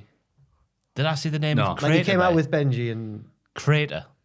Do you remember Crater? I do remember. Yeah, Crater, yeah. World of Sport. yeah. What's he doing now? Click on Crater's name. Anyway, so Oh, everyone who wrestled for World of Sport, what are they doing now? so Towards the top, Richard. We're listening to you. He's been trying to Yeah, tell me he's like, 5 minutes. I'm like, yeah, Crater. so Oh, okay, still semi-regular. Weekend exclusive reveal. Been 2 years going on. Ravy Davy. Oh. Oh, actually, yeah. Wait. He took on the entire Leon football squad on the 1st of January 2020. Incredible. Anyway, Right, go cheers, ahead. lads. So you made some point. Well, now we've gone so far from the original point. This is going to sound boring. I once saw a video of Sizem running down and doing a spear through the ropes, and I was told about it before I saw the video clip, and I went, "That's not possible." And they showed me it, and he bloody did it. And I thought, Yeah. "What?" From the floor. Yeah. We saw him do that It was in insane. Darlington. Through the middle rope, not under the bottom, like through the middle. It's like Brock Lesnar. It was, No wonder it he was wore a insane. cape. I know. It was incredible. Yeah, he killed him. He went, wee! As he did it. Backstage, Orton tells Riddle to focus on beating Seth Rollins tonight and winning the Elimination Chamber next week. Just focus, Riddle, man. Yeah. Riddle invites Randy to an RK Broga party. Like a toga party. Toga, oof, that's a bit rough. College. On next week's Raw. And he's like, but why? And we'll smoke weed. He goes, all right. Via is still coming. Mm-hmm. I can't believe he wasn't at the Rumble. Yeah, I know. Yeah. Perfect place. You should have debuted number 31. That was one of my pictures this time around. Oh, was it? Number 31. This is one of my least favorite weird little jokes that WWE do on themselves. They did it with Emelina, and they think it's really funny. I think they think it's funny. I think because it's getting social media traction, like, oh, it's working. It's like, no, we're making fun of it. It's a joke, yeah. It's a funny. It's, Once you start doing the joke's deed. We've got to debut him the night after WrestleMania when that crowd's in, because the pop. Oh, yes. Yeah, the ironic European crowd, as you used to say in commentary. Bizarro Wells. There we go. Lita cuts a promo in the ring, but is interrupted by her Elimination Chamber opponent, Becky Lynch. Becky says she idolized Lita growing up, and without Lita, there'd be no Becky Lynch. But now that there's a Becky Lynch, can't be a Lita. It's like Time Cop. Lita admits I've never seen she's the. Sorry, I don't know why I brought it up. Lita admits that she's the underdog, but says that as long as the fans are on her side, she fancies her chances. Becky attacks Lita and stands tall, but goes back to beat her down some more. She gets hit with a twist of fate and the moonsault, she did the moonsault. which hit. Thank God. Because I do worry, like you worry about Kevin Owens. I worry about Lita sometimes. Yeah. Not that hard, moonsaults, really. So rude. No, it's yawning. So, yeah, I know. So rude. Oh, In all fairness, he's just in a podcast with That Tom. was so rude. No, I was yawning. With Tom before this one. But no, because Jack Atkins has to take, I know he said military action there. He has to go for a coffee and an energy drink before going in the studio with Tom. Because Jack Atkins is a very chilled man, and to get on Tom's level, he needs artificial substance. I'm saying there's no wonder Matthew's yawning, having done a podcast with Tom and now this one as well. Yeah. You've been running at like a metro. And That's now right. Yeah. I'm getting on the metro. Now It's the like wind's that. blowing. The wind of Slowing Tom you is down. blowing in my direction. But yeah, this did what exactly it needed to do. Like Ron Sill would stain. Says Yeah. tail on the tin. Yeah. Did. Any thoughts? I don't know why Lita said Becky was conspicuous by her absence in the Rumble match after having her match with Dude Droppington. Yeah. That Yeah, was a a bit bit silly. Which unfair. like, well, Brock Lesnar was in his. And Charlotte Flair was in. She's champion. That's But right. she announced that prior. Yeah. My only thing was just that I hope the match is all right. I'd like for them. Otherwise, I don't want people to be like Lita's past it and stuff. I want it to be able to do well. I've got all the faith. And her theme tune's still a bop. Mm. It still humps. Boy hits car. I always remember WrestleMania 19, Jim Ross was like, car hits boy. And Lola was like, no, it's boy hits car. It's like, oh. Oh, it's boy. Because Jim Ross was like, how can a boy hit a car? Oh, whatever. Just to be a bloody band. I did enjoy Becky's little line of like saying her title is more important than a kid as well. Because that tells me Why there's are you always going to bring up kids? because they've Because got they're kids. women. It's And like, they're here, Ronda and Becky, I've done the same promo. Just use both, all right? They are both ass-kicking mummies, Yeah. showing that you can be a mummy and a fighter. Not a mommy like Raquel Gonzalez. No, she's big mum- That's mommy a different. cool. Ooh, Yeah. yeah. Aye. Kevin Owens tries to convince Adam Pearce and Sonya Deville to put him in the chamber. Just a bit of admin on your wrestling. That's what you like to see. Yep, Just a do. bit of backstage politics. But they say that last week's qualifying result stands and that Owens might not even get on the WrestleMania card.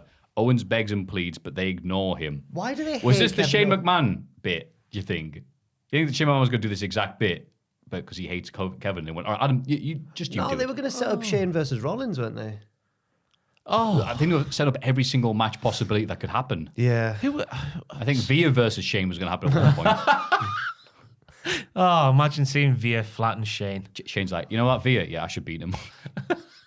Miz once won a match. No, sorry, Miz once lost to Shane because Shane was too sweaty and fell out of his t-shirt. Fell out of his shirt, yeah. That was class. His gimmick was he sweating. Doudrop beats Liv Morgan. Yep, she's at the tail end of her push as Liv's, yeah. Or Doudrop or Liv, or both. well. Oh, Liv, I'd say, Liv, yeah. absolutely. I think Doudrop might also... Well, no, No, yeah, she's still winning, but she lost her title match. But she looked good in it. It was an interesting spot for both ladies to find themselves in, I thought. Yeah. Being the most recent losses to Becky. Victims to Becky. That's what Yeah, there we go. Yeah. But I guess they've got more stock in Doudrop at the moment because she won. Or maybe they're doing an underdog thing with Liv. Who sells more merch? I don't know. Eva Marie's gone, isn't she? Again? Yes. Okay, right. Fair enough. She should change her name instead of embracing the do. Yeah, she should be Piper Niven. Or Viper, even. I don't care that Randy Orton's nicknamed the Viper. Diaper Niven. Why would Shows it her be... dressed as a baby every week. Whatever. Anything but Doudrop. Sniper Niven. Oh, even better. Shoots people with a gun. Yes. No, she swings a sniper rifle like Drew swinging a sword. Riddle faces Seth Rollins in the main event. Kevin Owens attacks Riddle for the DQ, so Orton runs out for the save and RKO's Owens. This becomes a tag match. Of course it does, like Jack said earlier, with Owens and Seth winning, pinning Riddle. Orton hits another RKO on Owens to end the show. Yeah, lots of RKOs to Kev. Kevin Owens had a hard day. He did. He won his match, Hey. then got told he might not even be good enough to get on WrestleMania, Oh. and then got RKO'd twice and lost. Oh. No way he won. Wait, Hey. who, yeah, we won the main He event. won, but it didn't look like a winner. It was Seth's win, yeah. Yeah. Imagine if it's Adam Pearce versus Kevin Owens on WrestleMania. That would be good. Yeah. When Scrap Daddy. That's yeah, his nickname, isn't it? whatever that means. I've just seen it online. I've never actually heard that. He's the daddy of the scrap. Yeah. It'd be Shane O'Scrap. I Here thought comes it the daddy. Daddy talks. Here comes the daddy. talks. Daddy, daddy, daddy. Oh no! Do you remember when Adam Pearce was feuding with Roman for a little bit, and they had that match? Oh, I yeah. really wanted there to be a little part of that match where he just started suplexing him, and everyone remembered that he was Adam Pearce, but he didn't. So Hits his old finishing move, and the crowd's like, yeah, scrap iron, like it's 04. would they have done that? No. Yeah. But we can dream. Did have Seth and Riddle reportedly resolved their issues? That's a hard sentence to say. What's that? But I knew what you meant. Yeah. They had issues, didn't they? What was that over again? It was think- because Riddle's wife said something about Becky. Oh, yeah. And Rollins was like, nah. And then he got himself eliminated from Survivor Series when they were in the same match together, and everyone was like, Yeah. because he didn't get it. He just kneeled down and yeah. Yeah. Aye. But the barricade bomb suggests that Rollins still bloody hates Riddle. Because that looked brutal. Yeah. Brutal. I've just realised when Max Caster did his freestyle rap on Sting, he mentioned, I'll hit you with a buckle bomb, and I thought, that's weird. But the buckle bomb's what injured Sting. Oh, everyone's got that. Yeah, yeah. Yeah. Yeah, that's what he meant. Oh. You're good, you, Jack. I can't wait for Max Caster Yo. to mention that fella who's doing the dirty dancing, as we would say up here, with Brie Bella. Have you seen that clip? I don't know what you're talking about. Goodness gracious me. I hope it's a TV show. But because there's like footage of Brie and this fella dancing dirtily. Incredibly saucy. When you say dirty, do you mean the dirty dancing? The Time of theme My Life's. from- I think Time of My Life's All been right, right. okay. But it's softcore porn, basically. What Oh, they're okay. doing. It's incredibly. Channel 5 Friday night. You can see how people on Strictly Come Dancing that often get together with the partner they're with. Oh, the Strictly Curse. How intimate they are. Because I'm looking forward to Max Caster bringing it up to Brian Danielson to see what will happen. The video was on Reddit this week, I'm sure. I think that's how I saw it. I'd have watched Strictly Come Dancing. Let alone the one in America, if there is one. Dancing with the Stars. be. Dancing with the Stars. Is that what it is? It is because Jericho Miz and that have been on it. That's right. Could They're you stars. Could you Google Brie Bella Dirty Dancing, Richard? Because There we go. I want to just confirm this wasn't a dream I had. How bad's it going to be if nothing shows up? You're doing a jack. Hey, Guess, the guess real- which dictator she's dancing with. It's Idi Amin. Here we go. He hasn't had a mention for a while. There we go. Whoever had him on the bingo card, take a shot. All right, well, from that insane conversation to NXT 2.0. So we're getting you ready for this. The Creed brothers defeated the Grizzled Young Veterans in the Dusty Classic semi-final. The crowd were hot for them Creed boys. They certainly were. I appreciate this match. Now that the dodgy quarterfinals with their weird finishes and stuff's out the way, a proper nice, proper single tag matches. Yeah. I was going to say that. Liked all of this. Like the Creed brothers going, no, tag me in, and then he actually won. rather than getting like eliminated with a roll up or something like that. I think he was like, wait, I'm the legal man. I'm the legal man, yeah. And then he took his head off. But they also did the slingshot under the ring to the ring bit. That was a nice touch. Yeah. I enjoyed the comeback, the hot tag, because instead of going like clothesline, big punch, superplex, backdrop, they did like their little mat-based stuff. Yeah. I like that attention to detail. Is that attention to detail? I don't know. Well, no, it's what makes them different. Just try and make myself. It's supposed to be clever. you're right. If hey, we're the Creed brothers, we do proper mat wrestling. They start doing clothesline. It's Good hot tag. I like Malcolm Bivens' little dance when they were celebrating next to the trophy. Excuse me. That's just made me think. I discovered yesterday I'm blocked on Twitter by Teddy Long. Oh, I am as well. Don't worry about it. Why though? I know I mentioned. I think I shared one picture of Teddy Long when he was back in the 80s and he had sort of the skullet going on. And I was like, Teddy's ready for a night out in the town. So he had this outlandish That was outfit enough. on. And that was enough. How dare apparently. you say that? I was heartbroken, mate. Oh, Just thought Malcolm Bivens doing. it's just Twitter. It's personal. Isn't it? Message you on Facebook and go, remember me. The look at me finish- now. The finish was my second place in the move of the week, though. Oh. Run up the back and then superplex off the top. Wow. Third place was Montez Ford's Superman dive. Have we had first yet? Not yet, no. Oh, can't wait. Can you guess what it is? I have a little thing. Yes. Oh, yes. I can't guess what it is. Interesting. Should we Submit wait? the main event. We'll see that Certain later. Show. Yeah. There we go. Cora Jade is mocked backstage by Elisa Leon and Valentina Feroz, but Raquel Gonzalez chases them away like shoo. Yeah. And then she said, only I get to call her that, but it was in Spanish. So Cora's like, what? She was a skater girl. Great, these bits. We're trying to call these that. segments. This wasn't that bad a segment. It's just no. It was. No. It's just how weird NXT is between some of the wrestling could be very good, and then the backstage segments which are just on acid.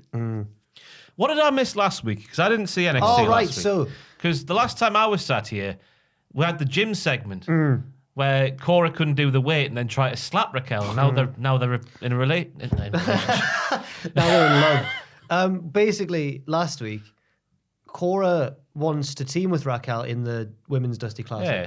And Raquel was like, no. And then Cora was like, let's have a match. I'll prove myself. And she lost, but she showed heart. The Undertaker Jeff Hardy thing. Yeah. So now, she's proven that. Yeah, I should have just I said believe they'd in done you. the Undertaker Jeff Hardy thing. Yeah. I believe in you, and so get away. Fair play to Raquel for being so understanding. Yeah. But that psychopath. Cora Jade's mood flipped so quickly in the gym. Yeah. Let me prove myself. But Speaking of crazy characters, Tiffany Stratton beat Wendy Chu in revenge for Wendy stealing her credit card Ross last week. by the way. And she showed up. Look at all the stuff I bought with your money. Could she not just cancel the credit ring the card before bank. she did? Yeah, I think so. But she And- still got some in. Wendy Chu just admitting, is it identity fraud? It's got to be. Yeah, Just using something someone like else's that, yeah. credit card against their will. Yeah.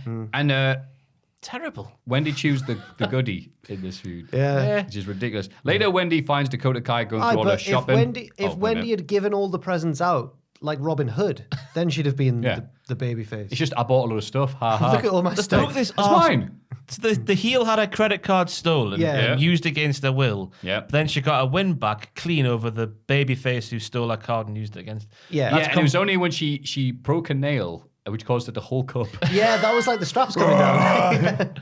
They've booked that completely arse backwards. It's a Brucey P special. Because when you choose cheeky and fun.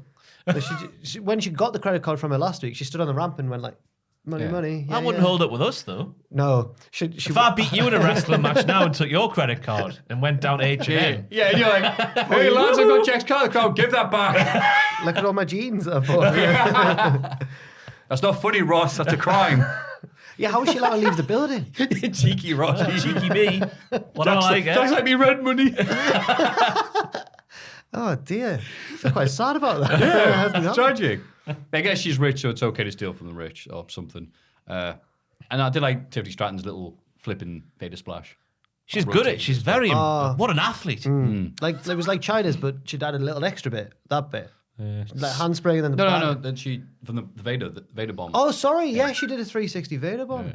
Yeah, it was cool. Love to see that. Extra torque. Yeah. Like a Beyblade. Yeah. Well done, you non-baby. Aye. So proud. I had a brother. I I had a brother. killed him Yes, yesterday. oh, no. He used to have the metal ones and he'd let them rip on the Oh. on the main streets of Morpeth. Me Beyblades. The Morpeth Street posse. Anyway, Wendy finds Dakota Kai going through all the shopping later on. Kai tells her that all these clothes won't buy Wendy a win. I love Dakota Kai. Yeah. Dakota Kai is like a reverse Oompa Loompa. Yeah. Because the Oompa Loompas would do the little rhyme after the bad thing happened. But she's doing the rhyme before the bad things happened. Ooh, MSK, you might. What was the quote she said to them? They fall out. Yeah. Friendship, success divides friendships or Aye. something like that. Yeah. I don't like the look of it. Ba-dee-doo. Dakota Kai. Doo-ba-dee-doo. Wendy Choo. Wendy Chu. I've got what do another you- lesson for you. What do you get when you sleep all the time? Stealing someone's card is a federal crime.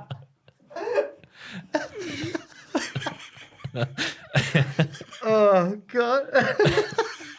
Brucey P, if you're watching, get the rhymes that in. was mint, Matthew. That was absolutely class. Oh, I feel... Oh, man. My face hurts. Oh, well, let's all settle down. Settle down. Straight faced anyway.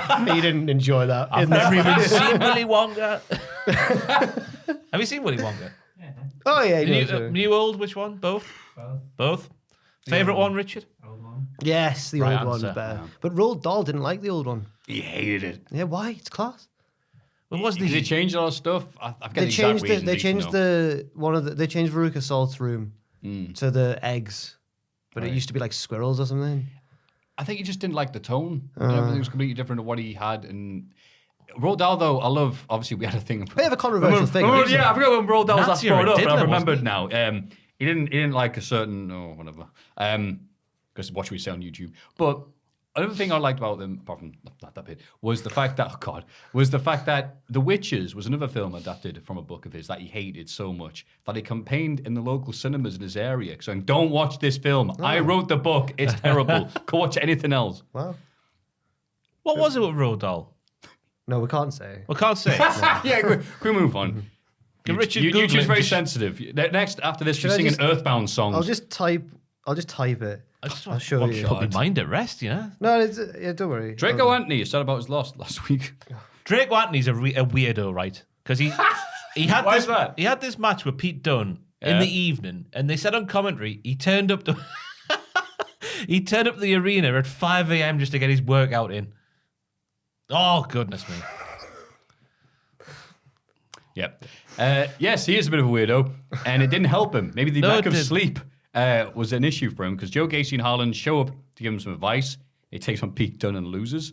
Well done, pal. He loses clean. It's a second loss after being reintroduced as the dude who used to drink coffee but now just works hard and loses hard.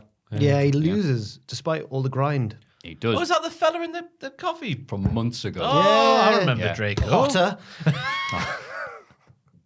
Tony D'Angelo attacks Dunn afterwards, who fights him off and throws various weapons into the ring. So he goes, "Hey, why don't we make next week a steel cage match with weapons?" Yeah. So it's a weaponized steel cage match. Which is Tony being agrees. done. The Ambrose Asylum. Yeah. Yeah, the Amber Asylum, they used to have it.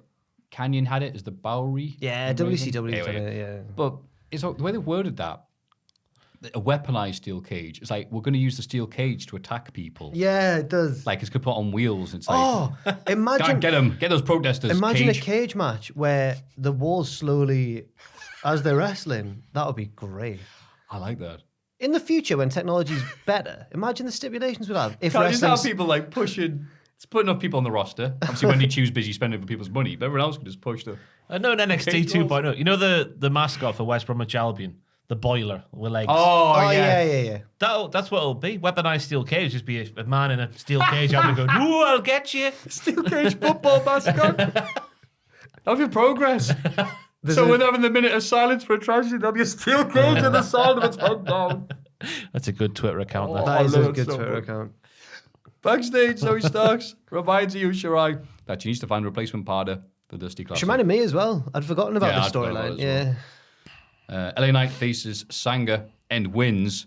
Grayson Waller attacks afterwards, but Knight lays him out and leaves as well. So Yeah, what was the Because point he's of just also, guys, the restraining order is no longer a thing, so he's just beating up everybody. Or so is LA it? Knight's mint. Because Grayson Waller Yeah. seems But to then think so. later, yeah. Waller's interviewed as he leaves the building and says that next week he's going to get LA Knight arrested for violating his restraining order. But Waller was the one.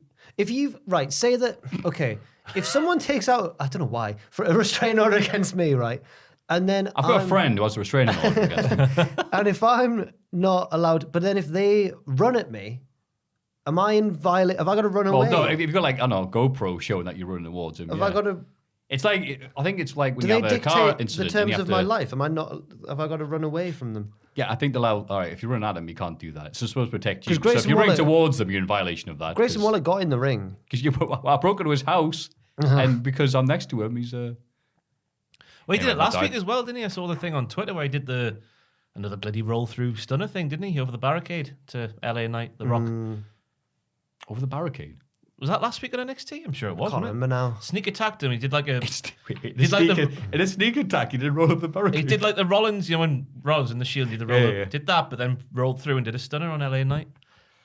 Yeah, so I don't know. I Maybe think they're Grace- different in Australia. I don't know. Grayson Waller stinks. So I've got a little thing. I've got a little like not a bet because we agree on it, but like I've got a little thing with Fraser where I said to him the other day, "What's the bet that before, let's say next year's WrestleMania, Grayson Waller and Austin Theory have tagged together? Yeah, Do you think it's likely? But how will they coexist? Because they're the because they're same both person. pesterers, aren't they? Yeah, Oh. that's fair enough. The pesterers, The botherers. the botherers. I'm restraining, and he's order. Together, we are. That's LA Knight is the best superstar ever to wear red and yellow, though. Yeah. Confirmed. LA Knight, where's all the tension in this feud? He's battered them both back He's to back. outsmarted them as well. Yeah, so he's just better than them. Yeah. So why do we care It's anymore? arse backwards again. Yeah, The heels are getting booked like the faces, and the faces are getting booked like the heels. yeah. Where's the Kavorka? Yeah. Everywhere. Well, yeah. Particularly on Sanga's chest, because I would like to know the circumference of Sanga's chest. Arguably the biggest chest I've seen since the Great Khali. Oh, Undertaker had a massive chest as well. I'm going to Google him. He had a massive chest. He put all of his Sarah's belongings in during the divorce. Oh, understand that. dearie me. That wasn't very well Like said, a chest was of it? like just a... Yeah. It's whatever. Yeah. More hits than misses. Thanks, Squid Circle.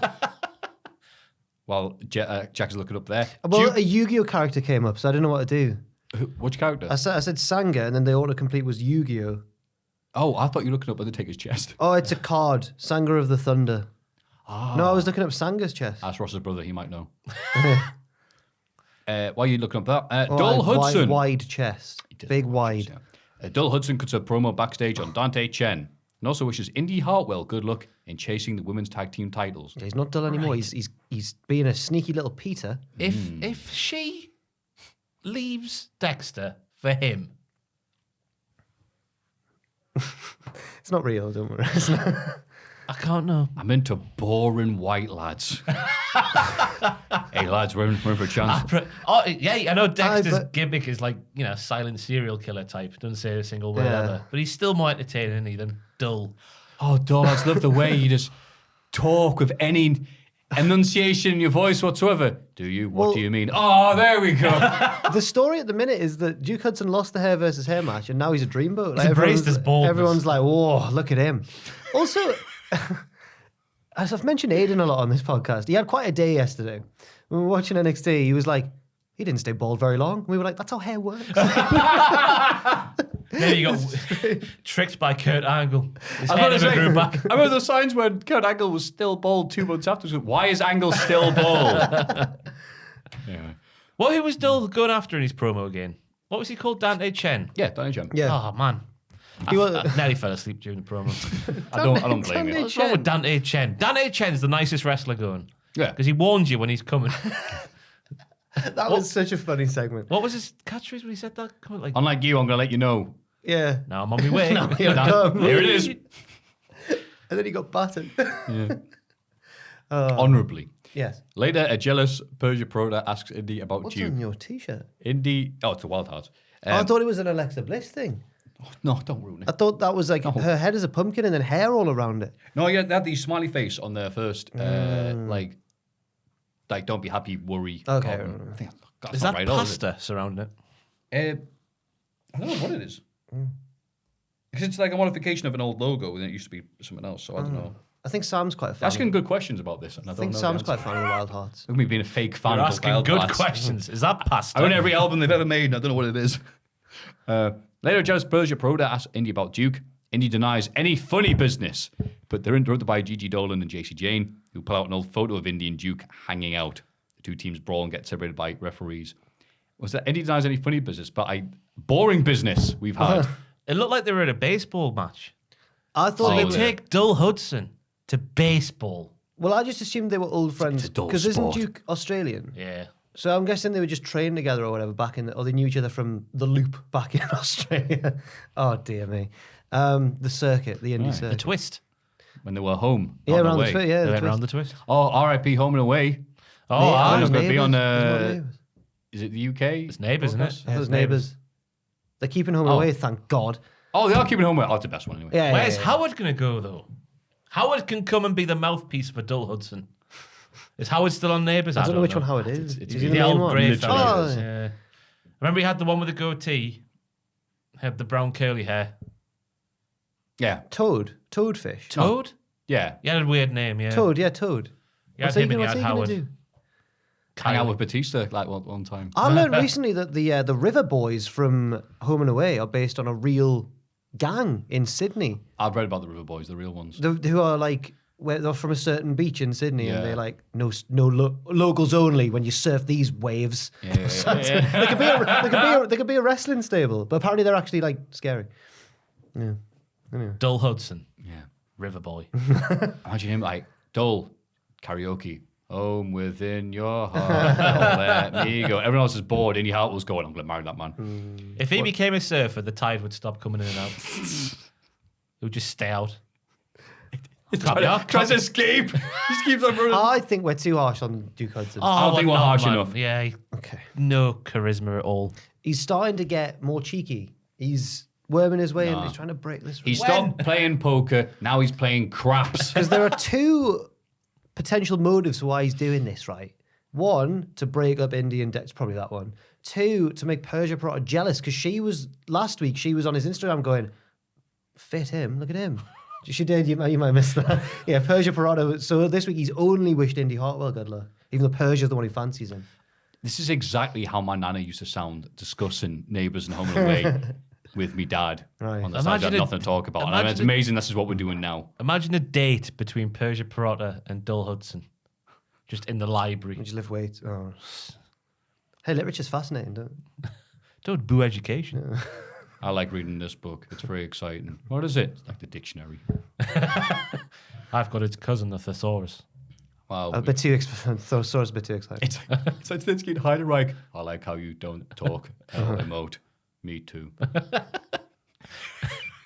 At least we're both tall. Neighbours. Everyone makes good neighbours. Wade Barrett hosts the NXT title contract, signing with Bron Breakker and Santos Escobar. Well, this segment. They're interrupted by, and if you haven't seen NXT this week, see if you want to pause this and see if you have a guess. 3, 2, 1. No, you were wrong. It was Dolph Ziggler, the Dirty Dog. Get it Christ. on. Ziggler wants the NXT title and says that every 100 matches or so, one goes his way. Yeah, why did he say that? He hammered it home as well. 99. He said like 99 tend not to go my way. Was a direct quote there. How was that? Just to hammer it home. But I'm still here I am at NXT to win the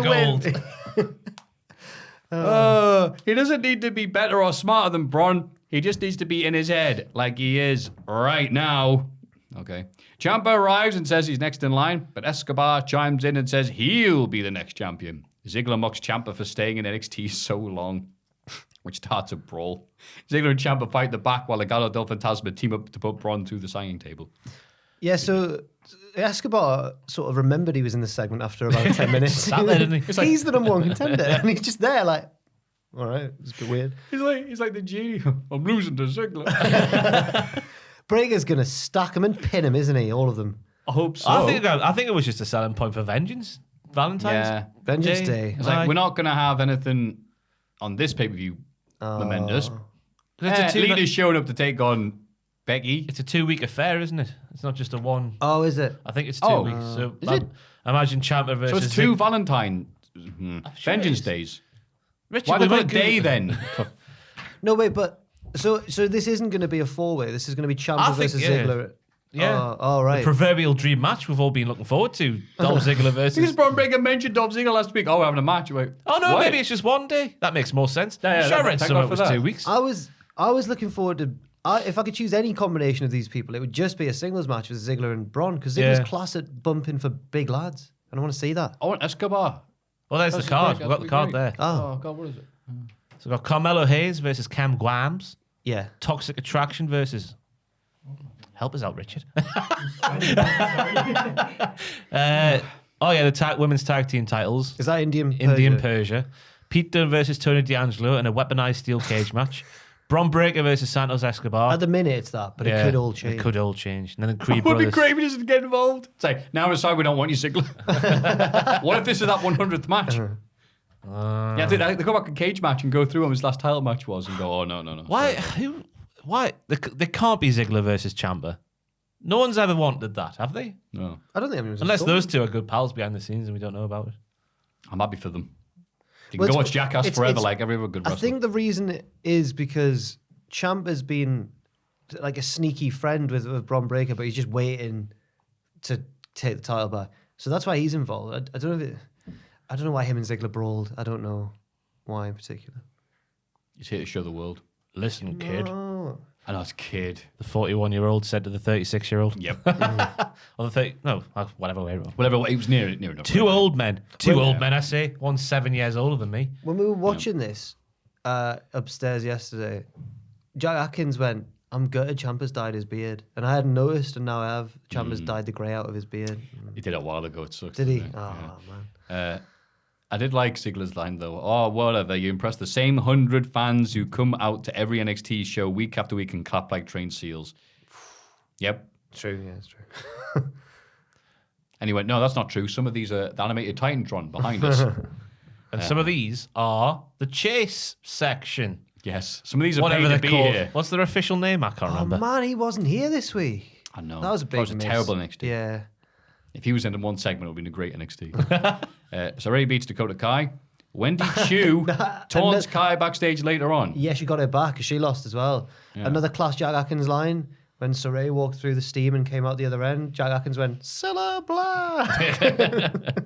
Oh, that's good. I've just been seeing Stars in the Rise on Yeah, stars in the rise, yeah. Yeah. Tonight, Matthew, I'm going to be... I don't know why I said that. It was going nowhere. Just the same thing That's every what they week. say in Stars in the Rise, yeah. It is, yeah. Kamala Hayes and Trick Williams are in the barbershop ahead of Camilo's title defense against Cameron Grimes next week. Hayes says he's the favorite to win. Of course he is. He's mint. I think he probably is. Or if he loses, he's only going, the only way is up, That's right. baby. Don't want to get his haircut now, though. Match isn't until next week. Wants to look good. Johnny gets a haircut every week. Well, One of those fellas. you know the line, don't you? What's the difference between a good haircut and a bad haircut? 2 weeks. Exactly. Yeah. Oh. Unless the show's pre-taped, in which case, oh well. Aiden, again, pointed out that despite being sat in the barber's chair, he never took his hat off. Aiden was like, Well, the haircut Take start. the- take that off. It started at the end of the segment, the haircut. oh, did he take They were just there chit-chatting. Yeah, Yeah, fair you enough, can't- fair enough. Can't have it like, So anyway, the barber walking for a shot. Aiden's featured a lot, and I feel like I'm really selling him out here, and I feel bad. You need a puppet Aiden to really sell him out. Invite him on and then do impressions of him to his face just to really hype up the passive aggressiveness. He's been on the debate we did, the debate show, which before Mitch left, which we did. Oh, Yeah, Mitch was like the host. Aiden versus you. Yeah. It was you. Oh. It was you! You were arguing about Oh, Ryback. Ryback. Yeah. Uh-huh. Right. And he was like, I'm going to get you. Can't wait to out-argue you. Oh, and afterwards, he's like, all right, fair enough. No. Yeah. Man, I was like honky tonk man. Yeah, baby, right back. Just wouldn't shut up. You destroyed Aiden in the debate. Yeah. I had Well, Andrew- don't take my word for it. You can find that podcast on the audio feed. the audio feed. Wherever There you we get go. your podcast. Yeah. Acast, Spotify. Podcast.net. Mine was against Andrew. All right, what was it? Well, I was about whether CM Punk should have... No, whether John Cena should have ever turned heel. And he just kept agreeing with me. I was like, you're too nice, An Andrew. argument show. Yeah. Like, Andrew, man. Are you doing one yet? No, Mitch never asked me. Mitch never spoke to me. Didn't like me, I don't think. Oh. Okay. Well, he's gone now, so you're all right. Aye. Swings and roundabouts. No, that's harsh. He's got a better job now.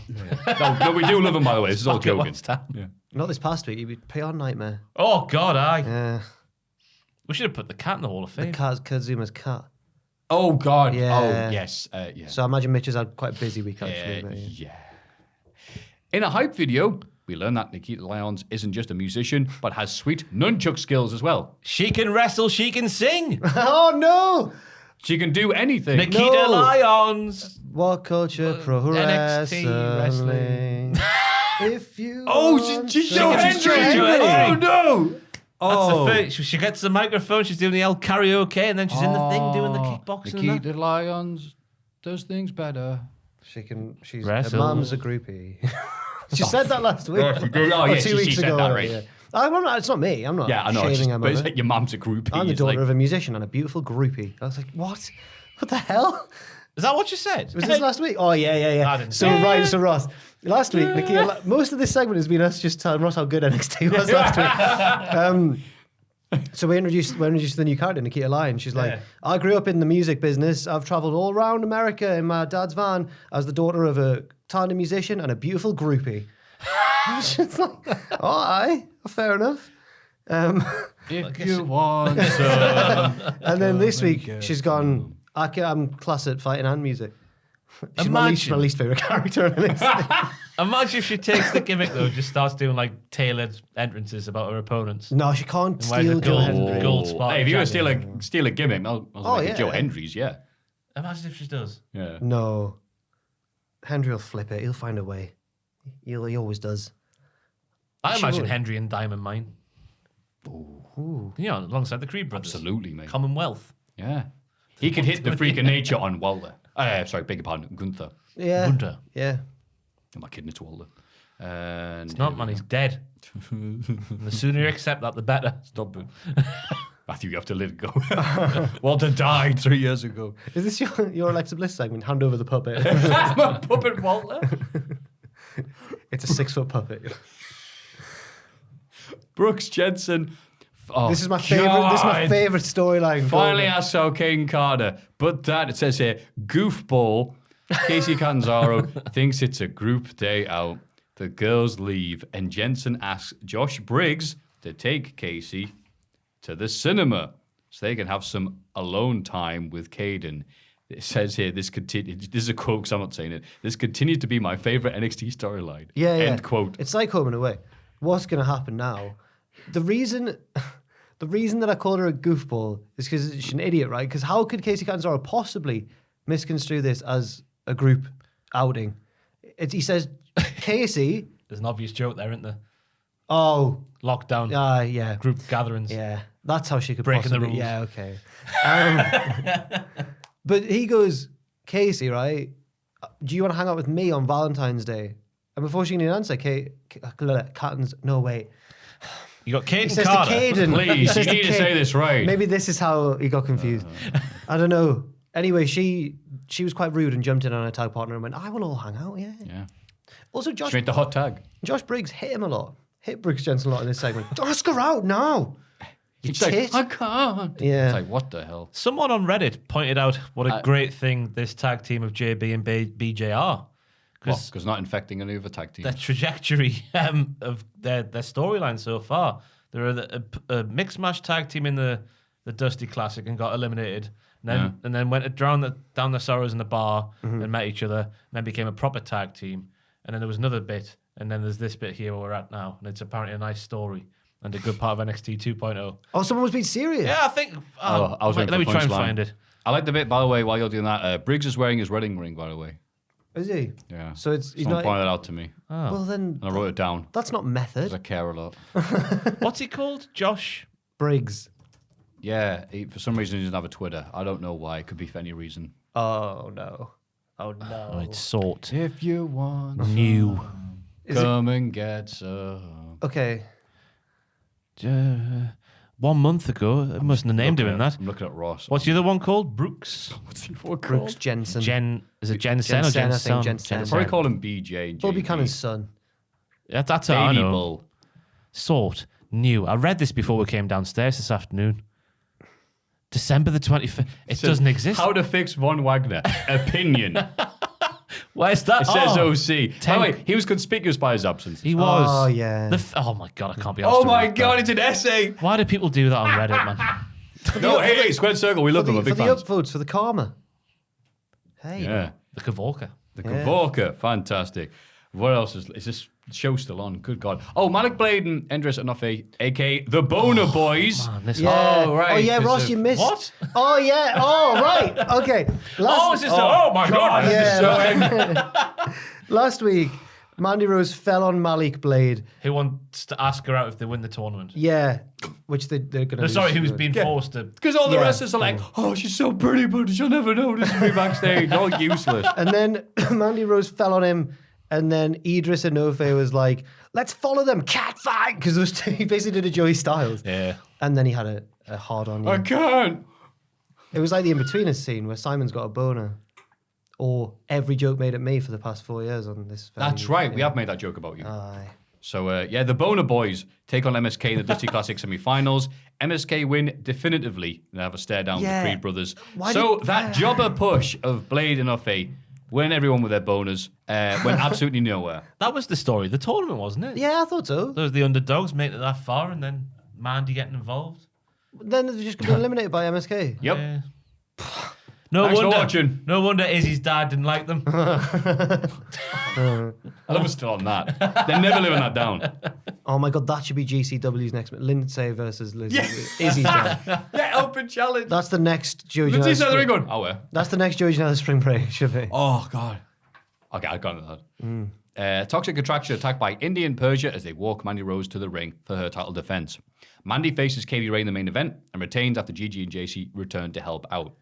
After match, Toxic Attraction are about to take out Katie with a baseball bat, but she's saved by Io Shirai, who clears house. So now they're a tag team. So now they're a tag team. They've had to do a lot of setting up to get the women's tag team together for the women's Dusty Classic. They'll be a good tag, like an exciting tag Oh, team they're to both watch. crazy. Yeah. Yeah, Crazy ladies. And Zoe Stark's also there. yeah. Good one. Well, her gimmick at the minute is I've been injured for a little while. So I hope when she comes back, there's something for her. And I have a really awkward friend. Yeah. I'm Zoe Stark. Is it her fault or is it Io's fault? Oh, it's Zoe's fault. Is it? You'd tell her to go away, wouldn't you? She took Io for sushi thinking that Io would like it. And she was like, this is crap, this. Yeah. It's like if we went somewhere and someone took us to like the Red Lion. Check out all this English food. I've stolen Red Lion, Eddie Ryan. It was interesting seeing Mandy out wrestling Kaylee Ray at the opening stage of the matches, I thought, because so far it's been the reverse, hasn't it? She's been the chicken poo champion. Getting out wrestled and then. Well, she did a Wait, few. are you saying for the third time that the heels are in place of the faces? Basically, yeah. Yeah. And yeah, I guess the finish fit with the heels getting involved to help the heel get a heel win for the first time on the show. So that was good. Mandy had a bad week last week. She got spaghetti put on her and cake. Oh, all right, okay. Last time we're going to go. I did see that because Okay, the sort of okay. brawl, Okay. the boner boy bit happened. And Yeah, then yeah, after the boners. we didn't see the food bit happen though. Oh, so she was like, she tackled the entire episode last week, just throwing stuff at them until they get the title shot. So she threw spaghetti at one of them, and then she got a cake that had clearly just been taken out the fridge. It was a hard because cake. it was so hard. It's something like smack. I was like thud. Oh, Yeah. got concussion from a cake. It's like she's throwing a microwave at her. Yeah. It's like Jinder Mahal when he like bulked up, he's sparking people out every week on Raw, but a cake. Hard cake. Oh god. Okay, and is that it? That's fine. That's the end of NXT 2.0. But there was no Jesus Come wept. Tuesday. No. You've put him with Robert Stone, Bobby Stone there, and there's nout. But did you see the picture that the photo of the two? Yes, Where I Stone's did. Like, yeah, that's right. And Richard, Yeah, I did. Richard, it's in the podcast chat on Slack. Could you get? Oh, it's not even. Oh, bollocks to it. doesn't matter. Oh. But you just do the It's just sort We'll of. do it. He looks like the remember Wacky Races in the cavemen. They had the big cave. Yeah. He's sort of like that, isn't he? He can't even stand like a human. He can't speak like a human. He can't stand like a human to pose for a photograph. Come Tuesday is the best. I love him so much. In all He's fairness, fantastic in the worst way I possible. panic when posing for photos as well. I'm not a good. But even you wouldn't go. Even you. It's like A frozen body in Goodfellas. It's literally like someone's left the coat hanger in his suit jacket. I had a mate at uni, right, called Simon. Oh, no. Who he was like on the rowing team and stuff. He was like a henchman. Oh, all right. And he had like 6-pack and all the stuff. And he said all the gear there, which would have been a terrible thing to insinuate. He had a good figure, right? And he was part of the fashion show that they did, like a charity fashion show halfway through the year or something. And he came out for his underwear walk, and there was all the fit lads in the underwear walk, right? I must have not got my invite. And they were all walking down. And for some reason, they all did like that and sucked in and went like, ugh. And he just sort of stuck his belly out when he got to the end. He's like Von Wagner. But then afterwards, we were like, Simon, why did you stick your belly out? And he was like, I don't know, just was my pose. That's my trademark. He tried to play it off as a joke, but he definitely hadn't done it on purpose. It was just awkward. YouTube audience, if you haven't seen the picture, we have it now. Richard Tubman has worked diligently in the background. Look at him, man. Come on. You rang? There's nothing that wrong. I'd like to say He now. looks weird when he stand. Scroll down, Richard. Look I'd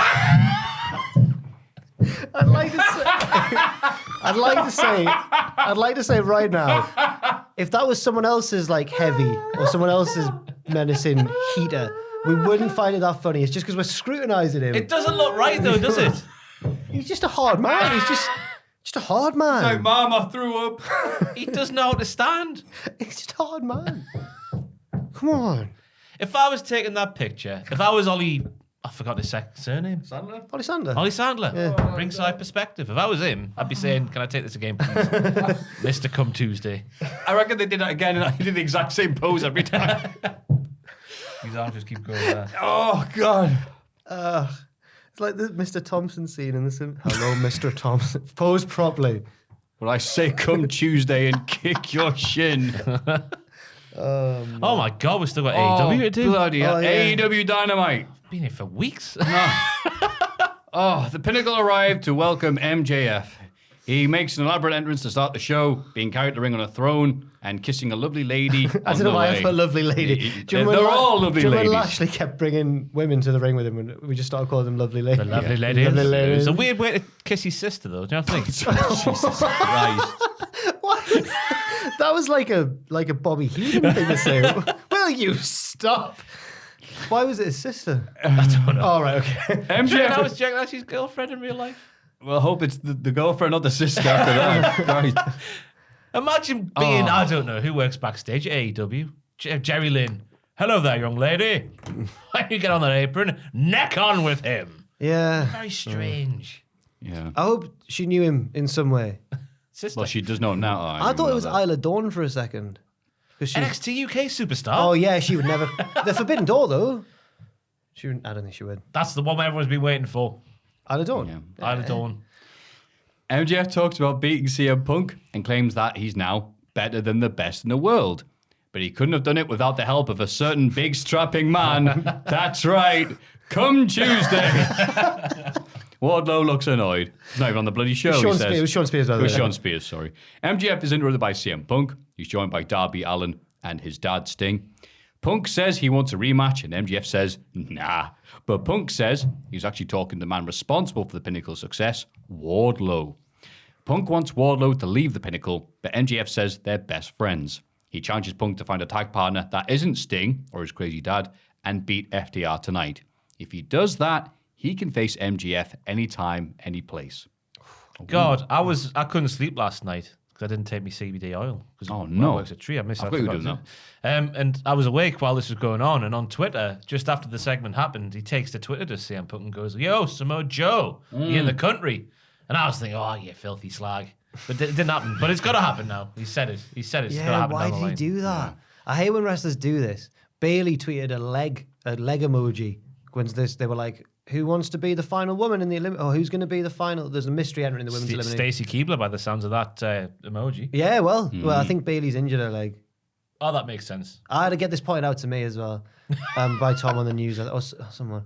But yeah, I didn't like that Bailey did that because either it diminishes the surprise if it is her or it takes away from whoever it is. Punk should not have teased us with Samoa Joe. I'm sure he asked Danhausen as well That- soon after. Again, a bigger tease than anything. Yeah. Mojo and then Danhausen. Yeah. I'll tell you what, though. This whole Wardlow thing and the Hangman Page. Has Tony Khan got a significant other? Has he got a wife or a girlfriend? I think he's married to the internet.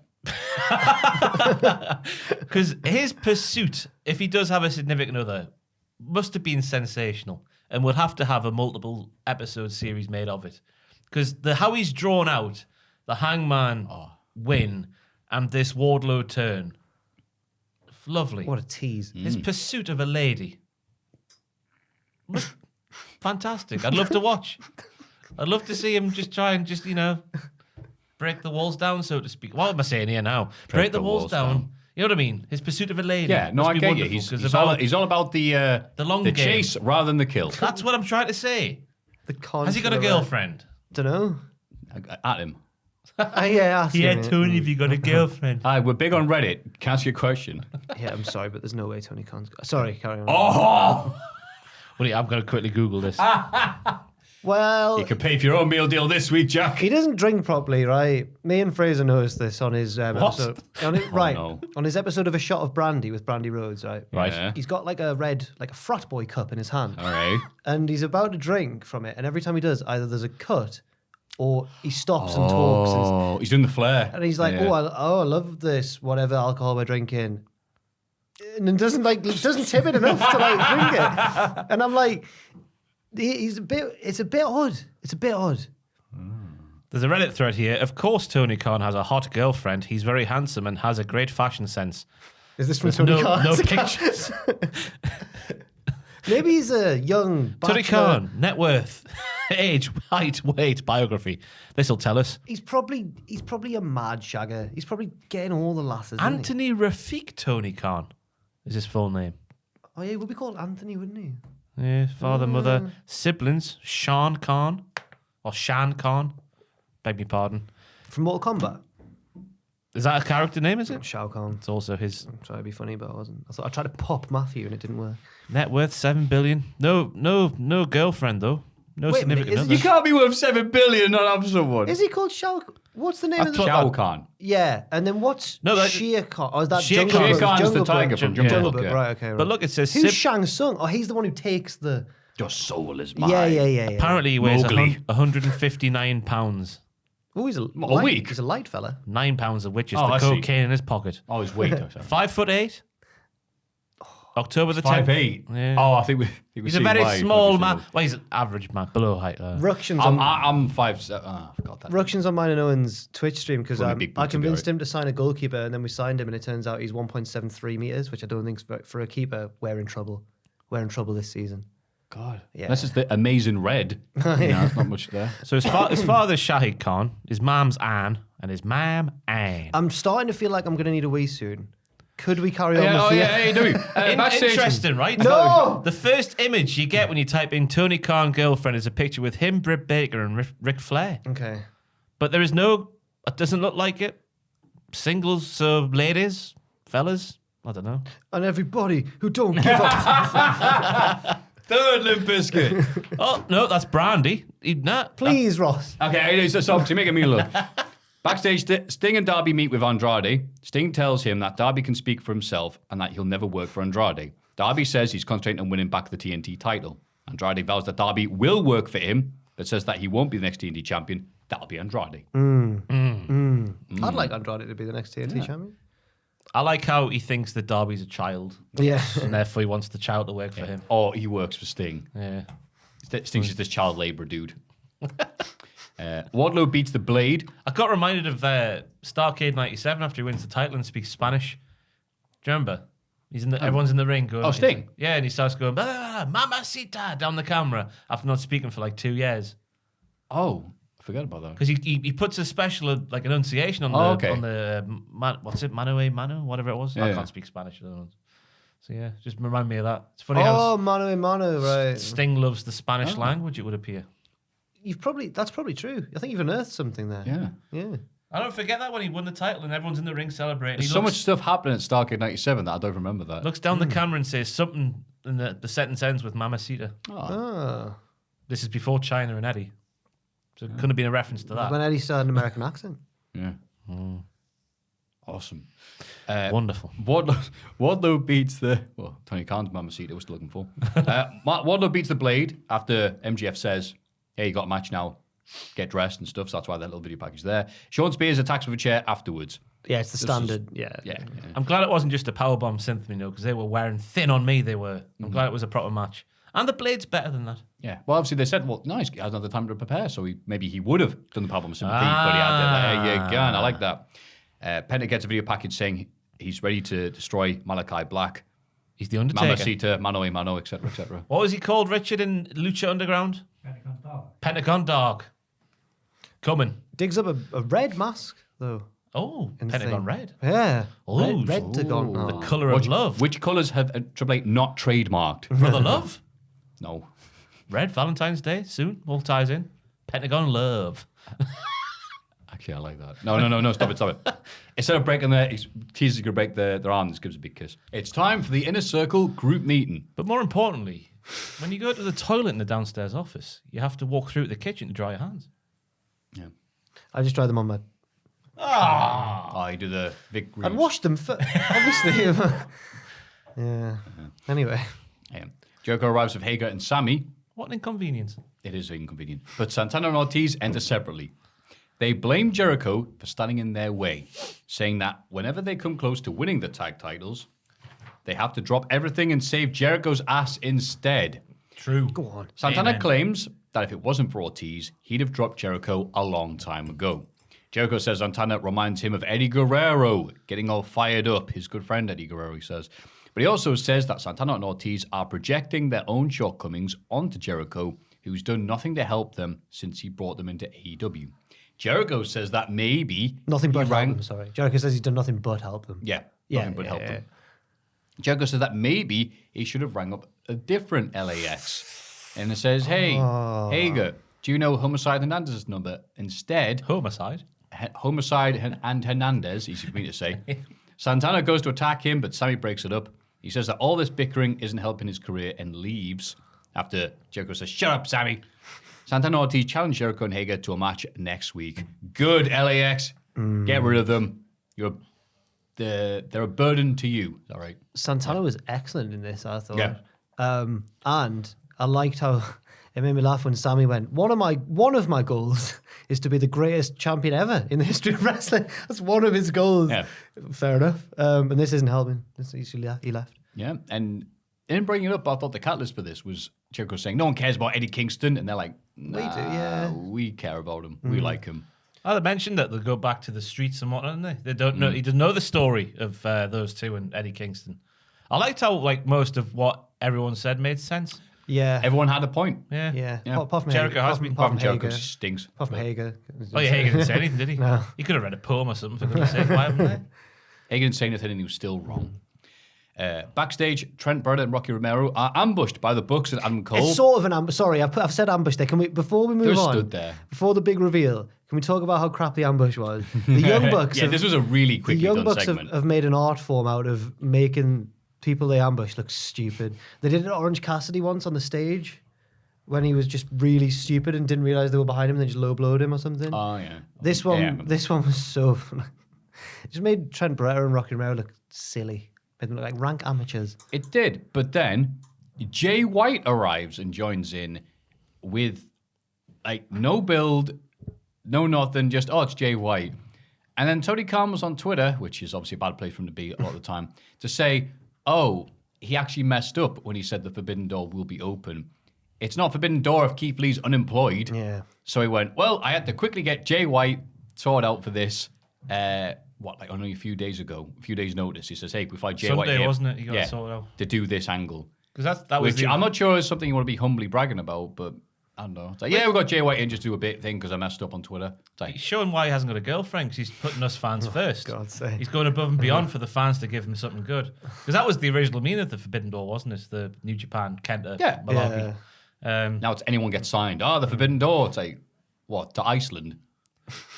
But Supermarket. I like it because it's Adam Cole's master plan of becoming more serious and putting these Twitter detractors to rights, you see?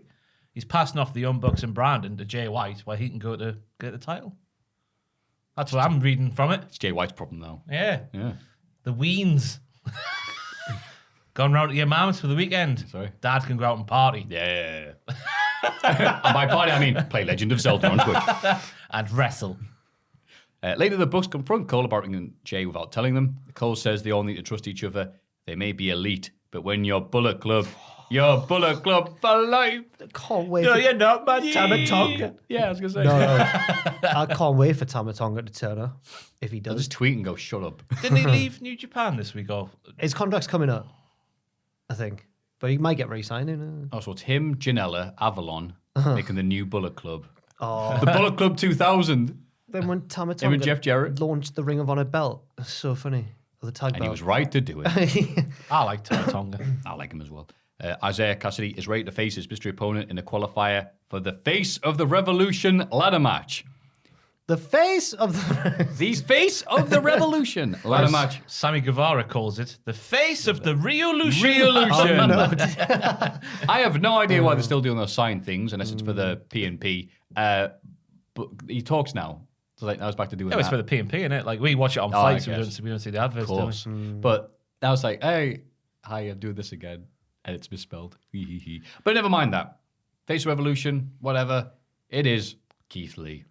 Probably the Hall of Fame pick for next week, despite our best attempts. During the match... Ross has got his genes, though. I've brought the biggest gun I could possibly find to this fight. Yeah. The biggest sword. And your sloths and dolphins? Sloths and dolphins and together dolphins. at last. Matt Hardy, how can they coexist? Matt Hardy jumps the barricade and leaves, similar to Jeff at the WWE House. Get it? That erotic behavior. All right, fine. I don't think it was necessarily a shot at WWE, but didn't? more a tease of what may be to come. Oh. I reckon it's sad virgins reading into stuff too much. I don't really. I think it's a Jeff Hardy tease, isn't it? Yeah. Because Jeff's busy doing his musical endeavours until into March. I thought you meant there was like Jeff Hardy the musical. Trying to think of songs think of now. a song. Yeah. All at the same All I've time. got going through my head is everyone has AIDS. But you That's guys on and the bottom. dolls. Nothing but you guys. I had, you know, the song from Cats, the only song from Cats that everyone knows, Memories, which had Swantons all alone in the moon. I had a well, we granted a VHS of a musical interpretation of Cats. Well, Cats, Yeah. not a musical interpretation. And I remember being petrified of McCavity when that song would happen. McCavity. He was the evil cat, wasn't he? Oh, right. I've not seen Cats. I'm not. I know what it is. Me and my friends we planned it and it just never happened. Because what happens when you hang out with losers. We're going to watch Cats, the newest version. I've seen a good off half of our it, mate. god, either drunk or whatever else we could get, but it's never really happened. Why did they need to be all CGI like that? Like, why did they have to do Every like bit that? I've seen clipped on Twitter, I've looked at and go, oh my god, I need to see this with people and we need to be blind drunk. I didn't get as far as the James Corden bit, which is probably a good thing. Lots of people are saying that. It looked uncomfortable. It really is. Every frame. It's like... It's so weird how all the stuff's so... Because they're cats, obviously. But they appear to be really, really, really small cats. Like all of them. Not even kitten-sized. Dennis Wise cats. him again. Tiny, tiny cats. Anyway. Keith Lee's debut. Yeah, Keith the Lee. biggest moment of the week. Yeah, there we go. It's all cats. Sorry, Jeff Hardy. We're crappers, aren't we? Yes. Terrible. Why are you terrible. listening? Got to listen to something. Lee wins and beats down both members of Private Party when they try to attack him afterwards. And God, he looks good. He just deafening reaction for him. Crowd like, yeah, we love you. He does the Beal. I've got the list here. Go on. The list of everything great in this okay, match. go on. The perfect opponent, first and foremost, Yep. Cassidy, because as we mentioned earlier, he can fly. That Beal across the ring. Hit the thing, Richard. Oh, baby.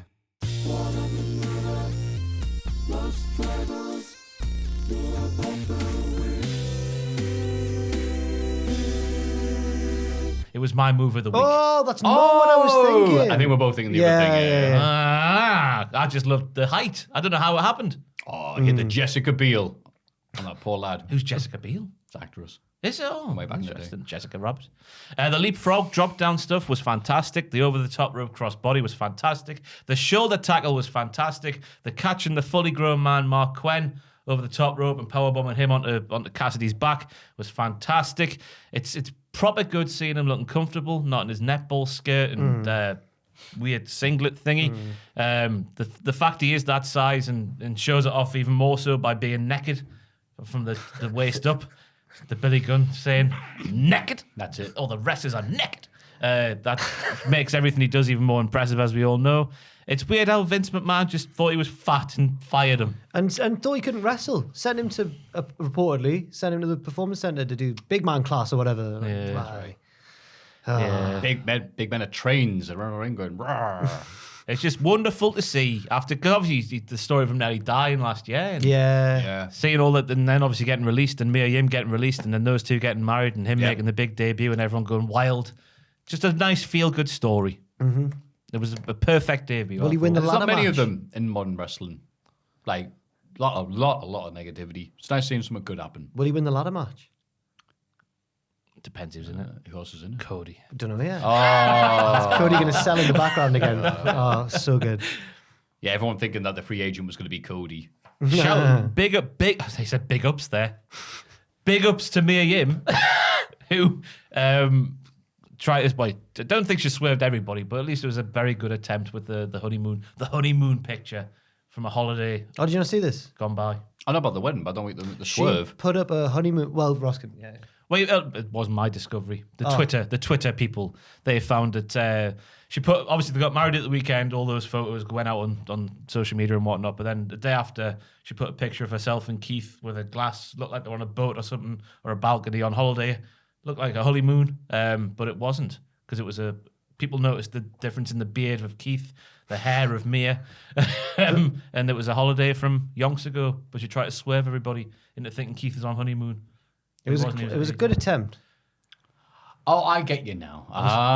Trying to think about just the look on his face there. Started sweating. It was that intense. There's a lot of thought going into that. Yeah. Thank you. I thought it was. Yeah. Good job, everyone around. Fantastic. CM Punk finds Also, Cats wasn't very good though. Should we get back to I that? can't wait to watch it. Yeah. Actually, I can't wait. Obviously, waiting like 2 years for it. CM Punk finds a partner for the match against FTR, and it is Moxley. Punk hits Tully Blanchard with a GTS en route to victory. This was a very good match. I love FTR doing their thing. I love Moxley selling. Even when he's all fit and tender looking, as I've tried to get in the Hall of Fame, he's still magnificent this match. Yeah. What are your thoughts, pal? He moves like a snake now. Yeah. Yes. How? He's snacked. The Yeah. wrestlers were snacked. It's just, I don't know if it's a thing anyone else has noticed, but since he's come back, how he just moves. It's a lot more, hey! Liquid wrestling. Liquid wrestling, literally. It was a fantastic pick as a partner because of the history they have. CM Punk brought him to WWE. Oh, yeah. Both CCW greats. Yeah, they faced each other before that. Mm-hmm. I like their cool guy high five afterwards. I was like, they're both cool guys, and they're embracing each other's coolness. Yeah. I saw that picture from Kimber Last Kick as well. Good photographer of the wrestling, where Punk's got him around the waist. Like they're walking down the beach on a honeymoon. That photo was taken months ago. They tell him the beard. Jade Cargill beats the debuting AQA. AQA, the Hang exam on. board. Yeah, wait a minute. I thought you just realised that. Oh, Yeah. God almighty me. a trainee of Booker T. I thought she was very, skip very this. good. No, What? The deafening silence for this. I thought those must be a mix-up. We said this beforehand, where they go, they have the match stuff. Serena Deeb has a match that lasts a minute. It was a similar thing. Yeah, and then Jade Cargill gets the longer match. I think they should sign. I keep calling her Aqua in my head. Aqua. That works as well. She's a Barbie girl in a Barbie world. But obviously, Jade, thus far, when it's not been a complete squash match, has been put in with the likes of Ruby Soho and other more experienced people to get a good match out of her. This time, AQA, I need to stop saying Aqua. AQA is 25 and presumably quite inexperienced, but she carried. Well, they both just had a good match. I thought it was a good match. I didn't like at all the complete silence they had. Well, that's I love Jade shame Cargill, as on- we know, but I'm shame just on like, that town. I'm like, why are the crowd not doing anything? Don't you know it's Jade Cargill? That's not their fault, though. Where was it this week? Somewhere stupid. Yeah, Stupidville. Yeah. Where was it? Were there any sports team references? I don't know. MGF, they're the best. Oh, they were in Jersey, I think. Because I remember thinking... Well, the Jersey Shore were there, weren't they? I remember The thinking... Situation. Was he? Aye. Wow. I remember Situation. That's a name. I remember From thinking... way back when. I remember thinking, will MJF get cheered because it's near Long Island-ish, but nah. I don't think Jimmy Snooky.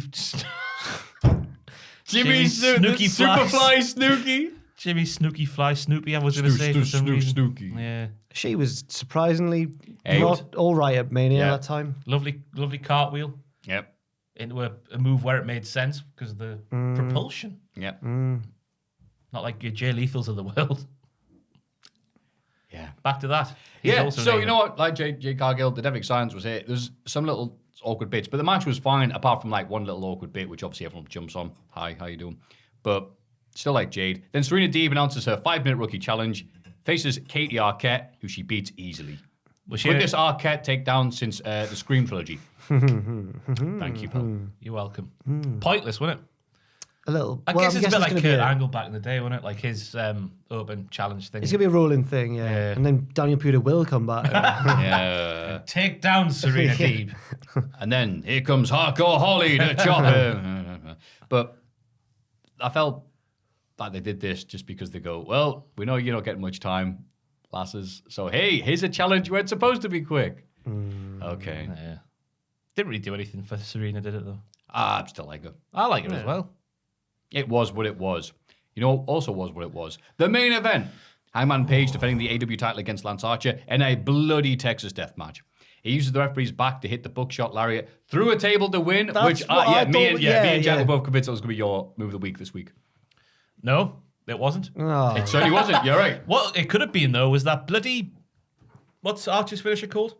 The God. blackout. Blackout. No, wait, is that The Seth, Archinator. is it called the blackout? It rings a bell. Or is that Seth Rollins? The Archer, emissary of the Gorgonites. It is. Over the top, over the middle rope. Wow. Well, over the top rope that was missing to the bloody Oh yeah, stairs. Ross likes the Small Soldiers reference. He's done it. I love Small yeah. Soldiers, man. Chip, Archer. Anything else? It's just a toy. It was on not long ago. I caught like the last half of it. Yeah, great memories. But his finisher over the missing top rope onto those stairs should not have been allowed. Ashton of Triple Jump watched that with us Did he? and was like, Ashton's a woman. She's a lady. Oh It is no. not former West Ham striker Dean Ashton. No. I don't know what Ashton's surname is. It's Miss Ashton. Miss Ashton. Sorry, There's Miss so many Ashton. people in Triple Gym now. I struggle. Sorry. Sorry, Mr. Ashton. Ooh. But she saw that spot and was like, why do you all like this? How do you enjoy watching this? Which bit was that? The finishing, need to know his finishing move name. The blackout. Blackout over the top, missing top rope to the stairs where he died. Hangman died. And she was sat there going like, oh, the blood. Why do you like watching this? The last thing I heard her comment on when we had the wrestling on was she walked past one match and went, "Do their balls ever pop out of their trunks?" Yeah. And we were like, "Yeah, sometimes." Well, yeah, the title match Flair had with Nikita. I didn't say that. To her. Remember She- Pax did on the Oh, you were there? SummerSlam. when- Yeah. Because the referee, Tommy Young, had to put it back in. And they left it on the video. Was it Bully Ray Sorry. trying to pick up Pac back in the day, SummerSlam kickoff show, and something fell out? Oh. I don't remember that, but Daniel Bryan, we took on Drew Gulak. This is a wonderful trip Ended down up memory with his lane. bollocks. Zack Ryder and his fella in the ring. Oh, who still hates him to this day for good reason. So, what were we talking about? I like this match. I did as well. I think I'm having my cake and eating it because AW do a lot of no DQ, Ultra Brawl, Texas Death Match, yada, yada, yada matches. But at the same time, I do enjoy them. I understand that not everyone loves tons of blood and guts, but I like it when it's done because I'm that type of person. But I can certainly understand why someone would want to see Hangman Page with a complete red face. He's like Gromit, wasn't he, when he gets hit with a jam? He really was. But I think it fits to the wider thing because That's great, by the way. Just give that some time. That was good.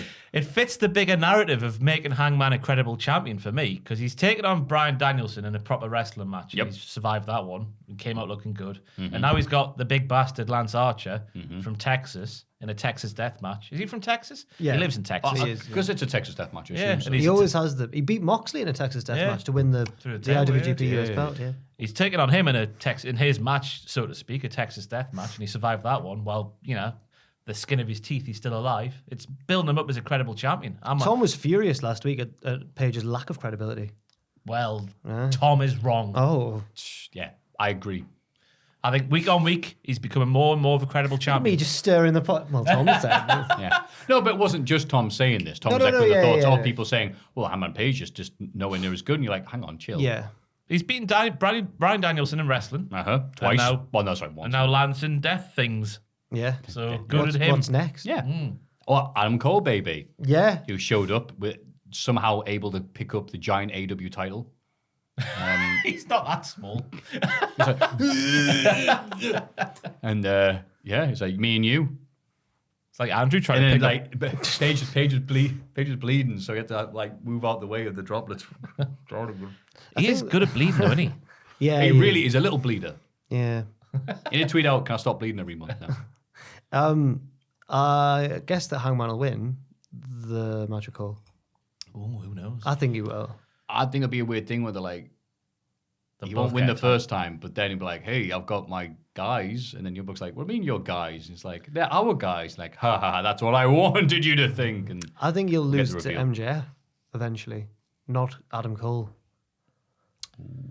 Maybe the Switchblade gets No. involved somehow. no, yeah, the Why back of do the you queue. not like Jay White? I'm not really taking. I've not watched much of his work. Like, not being a New Alright. Japan dude. Yeah. You have to remember a lot of AEW fans. I think Okay, over the, not that many. Okay, I'm the minority then, I guess. I'm who with aren't you. watching, thank you, who don't watch Yeah. New Japan and don't follow. I know a lot of what they do is, remember New Japan 7 years ago? And I'm like, no. I think that so, he's been like one of the better part. New Japan have had a really like up and down past few years, couple of years, and I think he's been one of the more consistent parts of it. He's been one of the better parts of it.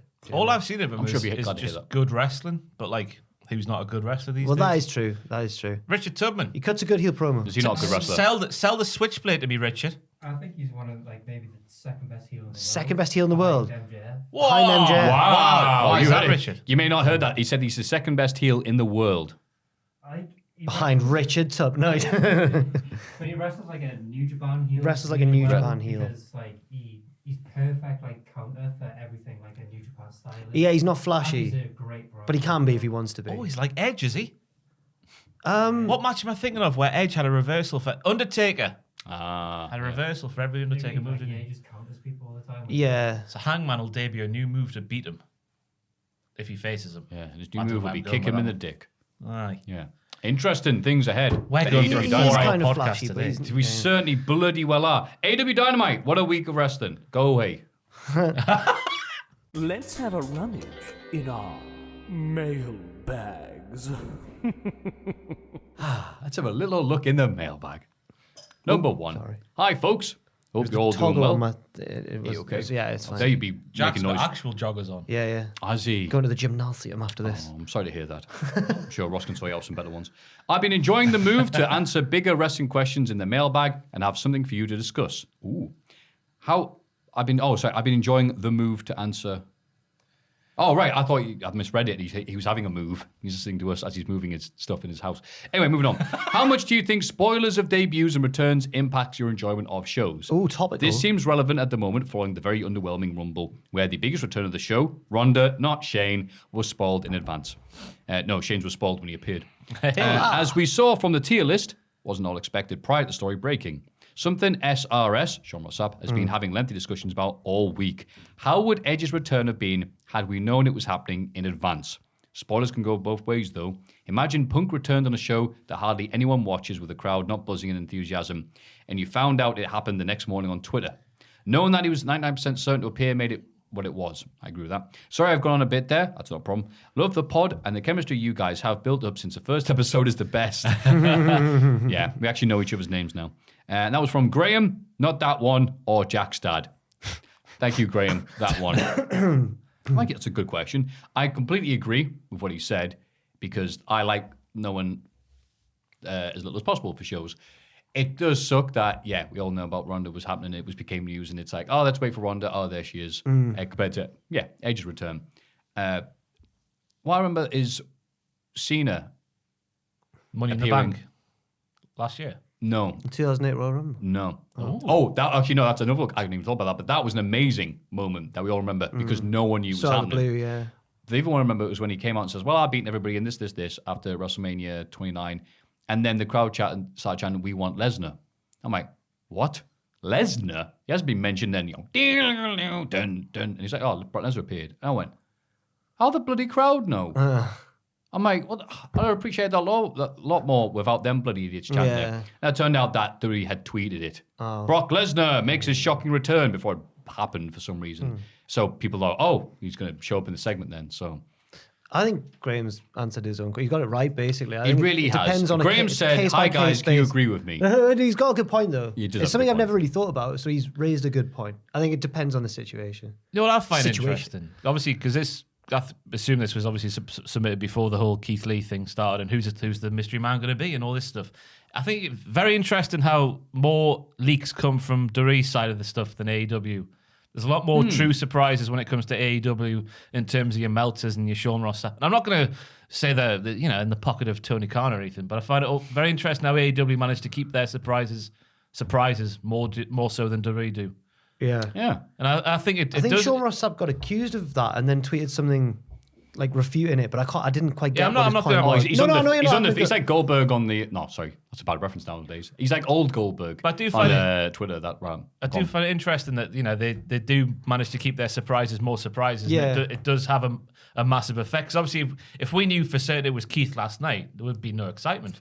Like it wasn't for Ronda. Because me and Andrew, it was the Monday before the Rumble, we shot a tier list and we're like, who's got the chances of winning? And then Ronda's name came up on this tier list that someone else made. And we were like, oh, there's no chance. No, she's had a kid. She's not mentioned coming back to wrestling. And then a couple hours after we shot that, all the news came out, oh, Ronda's coming back on Sunday or Saturday. Yeah. And we looked like idiots because the video came out on the Friday, I think, or Thursday, whatever it was. But it does have a massive impact. And I wish I didn't see them. But you do by and large in this job. Especially, I think you'll even see them just being a wrestling fan on Twitter and stuff. You just, even if you're not reading the Observer or not doing all this, you probably have something spotted for you here or there just from people reporting it. Yeah. I like Heenan's attempt when he was seen I think he put this on his biography. Someone asked him, someone spotted him because he did obviously that little guest commentary at WrestleMania X7. So I said, "Oh, are you here for the wrestling?" He goes, "No, I'm here to see a football game. What do you think?" Do you think that part of the reason might also be that WWE surprises are like huge celebrity names like Ronda Rousey and Brock Lesnar and stuff? AEW's surprises are huge for Like indie wrestlers. wrestling fans, but easier to like sneak into a city or something. Good Like, point, do you know what I yeah. mean? I guess it could be also sources. There'll be a lot more potential sources just because there is a much bigger Yeah. operation behind the scenes, I imagine, than Yeah. AEW is. That's a good point as well. Or Tony Khan's paying the journalists. or they tell Jericho, can you not speak to Meltzer? Allegedly. I was once Allegedly. part of a little 2 or 3 man team, right, that had to sneak out of a venue midway through one of our shows and sneak Drew McIntyre in. It was thrilling. I felt like James Bond. I bet. But like, I'm going to show the clips of that on some degree thing. oh, but he When he says, Connor's your... effed. Yeah. I don't know, but he it was just this taxi pulled up, 6'5" Scottish man gets out with a thing over his head, and we're like, if anyone sees, they're gonna know this is Drew McIntyre. Like, there's not many people he's very distinctive. Yes, he is. But we got him in and it worked. And the roof came off. They knew who it was because, like, where are you going to? He goes, oh, well, I'm from my Braveheart. Was but oh no, Robert the Bruce. I say, okay, shut up, Drew. How was it getting through the airport? This big sword was hard. Hey guys, hope you're well. Love the content and have been a follower from the name redacted days. I will keep it short. What was the first time you knew about the so-called dirt sheets, and what current wrestling podcast do you listen to, if any? Ooh. Thanks for your hard work putting together a fantastic YouTube channel. Join us. Thank you. Adam Thank Whitehead. You. Thank you, Adam. Thank you, Adam. First time you saw a dirt sheet. This is a rag, brother. That's not what it first. Yeah. No, it's not. First time I became aware of them was after I started watching wrestling for the second time, and I started listening to Stone Cold's podcast. And Stone Cold had a couple of guests on, like not Wade Barrett, the other Wade, the journalist Wade Keller, and Meltzer. And I learned through that what a dirt sheet was, because during my first stint, which ended in 2006-7 sort of time, no idea about the dirt sheets, no idea about sort of like, I didn't read reviews as such or anything. I just had my pal down the road who had Sky, and he would tell me what was going on because I didn't have Sky. So He was your Meltzer. he was me Meltzer. Mine was because I'm like Ross. I got 2 periods of being a wrestling fan. So like when I was a kid and then now. And in between that, I'd occasionally, like probably around WrestleMania time, dip in to try and catch up with what was going on. I remember not understanding who all these new people were on SmackDown, like Mr. Kennedy and the Boogeyman. That was around it. But you remember the game EWR, Extreme Warfare yeah, Revenge. yeah. You know how the match reports would have real, like Scott Keith or Oh, something. yeah. And I was like, who are these? And then I realized they were real people. Yeah.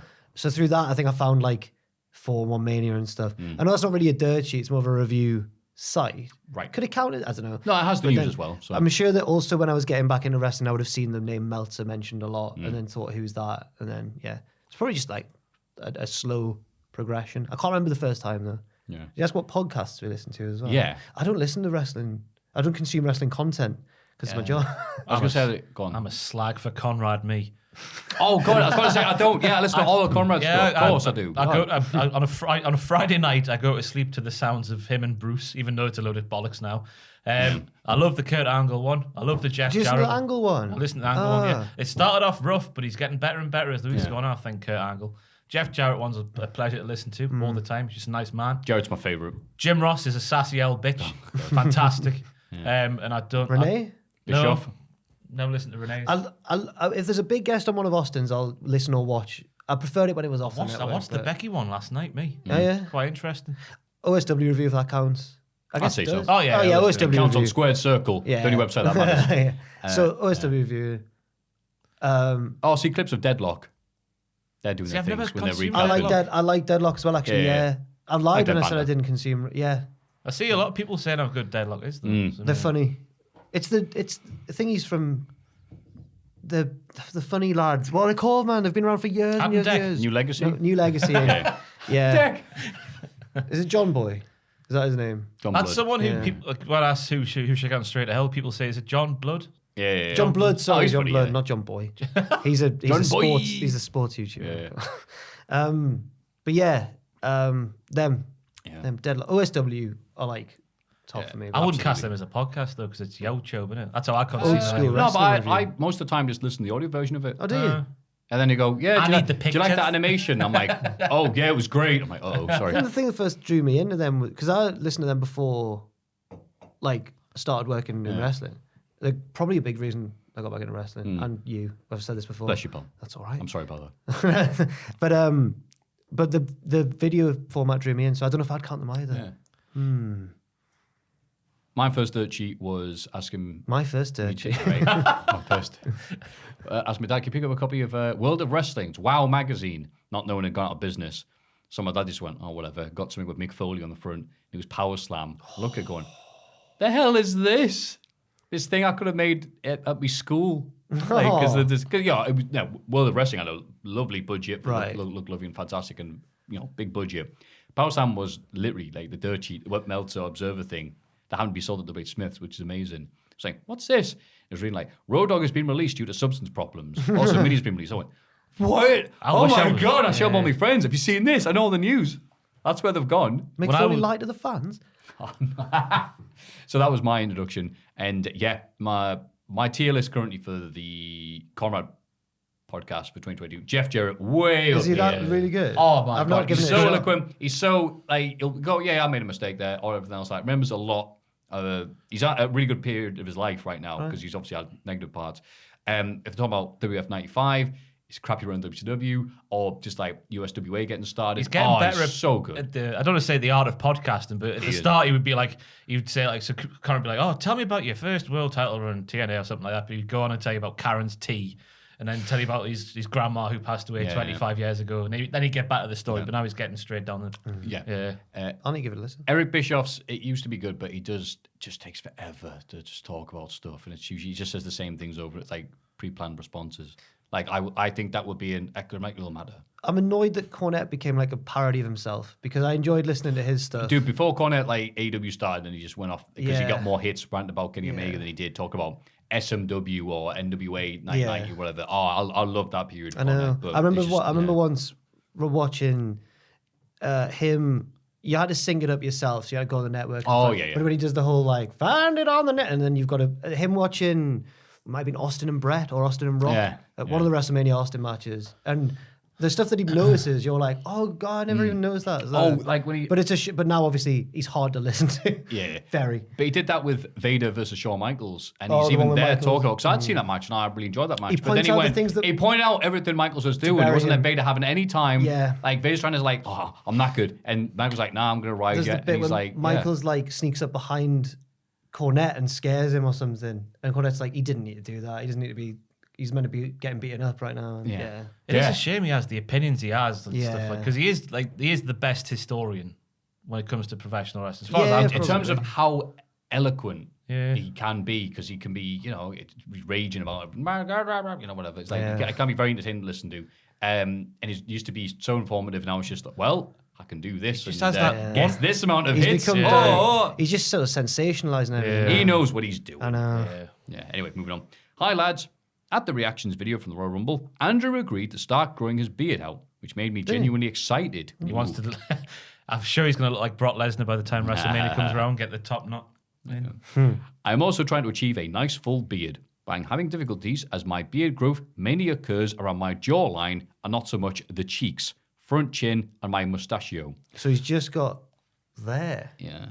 Oh, It's got the Vincent Price. it's like the reverse of me. If I could swap with him, that would be quality. I'm 27 now, and crossing my fingers that my beard will blossom as I enter my magnificent 30s, but I'm losing hope.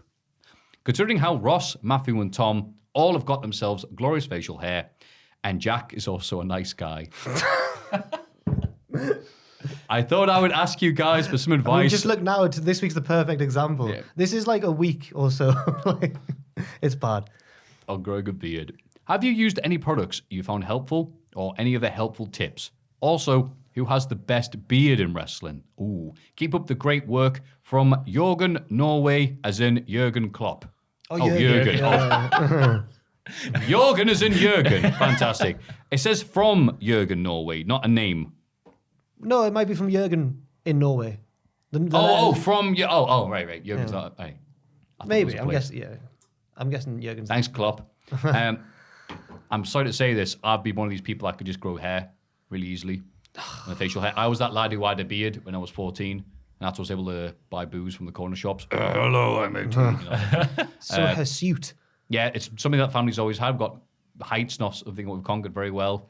Diabetes runs down the family. But my granddad, even at the last stages, still had hair on his head. So I've got that to look forward to. Fair play. I'm an idiot, me. Because I infamously tried to grow a beard back in 2016. Left it for a month, got to the horrible pubic stage and gave up. The same thing happened this time, but I just stuck it out. And that's the only thing to do. Just let it grow.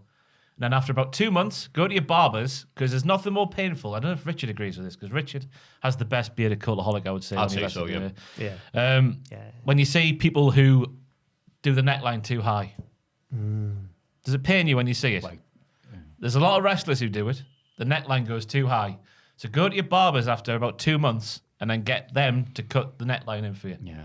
Because that's the crucial bit. Because I've got like 7 chins below this thing, but it makes me look like That's, you know what? one. Yeah. I tell you, like, this is one of the reasons I got it, because, like, noticeably, there's not that much difference over the years, but just this chin fat. I'm like, what? Why can't that be anywhere here? I'm like, what's this? I look like a frog. So I just grow the beard and go, all right, there we go. My And they'd be heart like, bleeds for you, Matthew. I know, sorry, first world problems. I know. Aye, so yeah, just leave it for at least 2 months, I'd say. There's no products involved or anything. I don't know if you... No? The only thing I use on my beard is a bit of dye here and there for like Survivor Series and that. And I was Oh, God, dyed it you went black full like an hog, idiot. didn't you? Yeah, because I was trying to do the Rollins half and half. And then I have a beard shampoo that Richard also used for a period of time. L'Oreal. Beard Club. So it's like in the shower. Boop, boop, boop. It's a face Because wash when as you well. beer club. Yeah. For life. For life, Thank yeah. you. Yeah. Aye, but just let it go and then get your neckline and cheat line sorted, and then that's it. That should be it. You just got to give it time, which I didn't back in 2016, and I robbed myself of about 5 years of beardness. Well, make up for lost time, pal. Aye. Go That on. was a great question for me. Yeah, Join in. nice, With. I will say, he said he was 27, and he's hoping that Sorry. Sorry.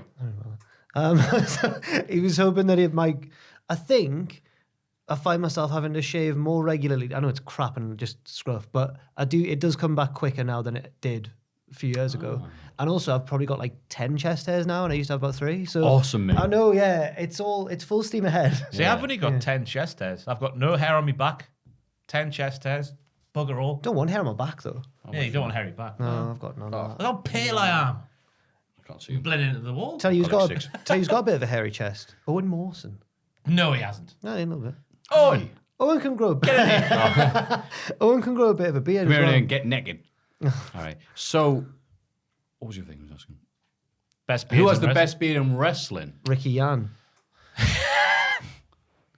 It's got a good beard though. Yeah. I was always, I don't think you ever had it like in wrestling, but I was always a sucker for like 2010 era Brock Lesnar. The lovely shape he had. He's got a different style now. Okay. It was just a perfect little, ooh. I want to say Sami Zayn's because it's taken over his face. Try to think now. Mick Foley. It was unkempt, but he can grow a big beard. Yeah. Richard, can you Google best wrestling beards and just see if we're missing anyone obvious off? Oh, there he is again. We're just looking at that Next same question. picture. Come Tuesday. Come Tuesday, he'll get a fine beard. The Beard Club. Well, like Mustache Mountain. Oh. Oh, right. Best oh. beards in wrestling. Oh, Handsome Oh, is that your Rowe. beard club website? Oh, I see. 4 out of 5. Andrade's got a nice beard. Yeah. Okay, trying this works. Yeah. Oh, yes. Rusev, We go, yeah. oh, very dense. Just blend in with the shirt there. All right. Rowan. Well, Yeah, I think it's just too messy. Yeah, At that it's point. too It gets much too for long. Yeah, Jim the Anvil. Okay. Okay. All eyes is Yes. what? Who? What the hell happened to What him? happened to him? Yeah. Whoa, Show. look at that. Lovely. He doesn't need that. Ah, yes. Oh, Ali. Yes. Yes, Fantastic. very good. Yes. Hillbilly Jim. Nah. Dawson, mustache. Roman, wise. I never understood why he used to shave the goatee in like that. Oh, do you just associate wonderful. goatees with older people? Because I do.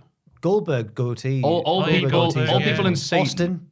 Austin as well, yeah. Yeah. I'm just talking bollocks then. McIntyre's got a good beard. There, yeah, that applies. Brian's goes through stages where it's too long. Obviously for the Yeah. character, but then we shaved it. There's Goldberg's not Go got one of away. the best Go beards. away. It's just Just in Saudi Arabia. Don't need you. Strowman.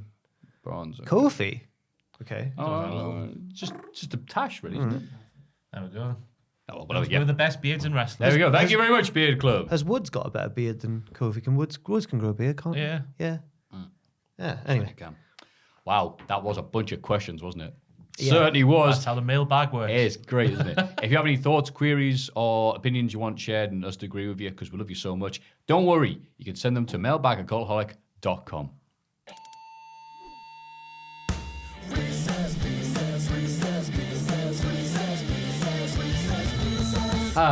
That's time for wrist piss. Greetings from Sweden. Ooh.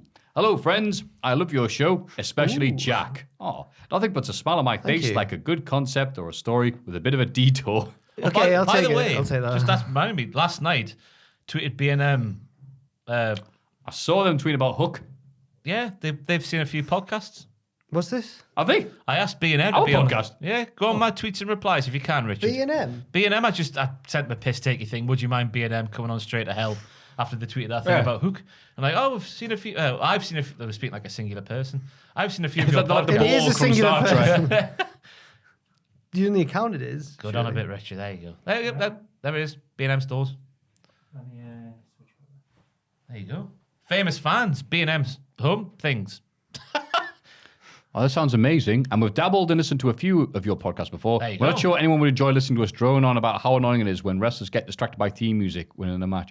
What? Or theme music playing for a run-in. Apparently theme music is the kryptonite to a retail store. Who'd have thunk it? There you Stars. go.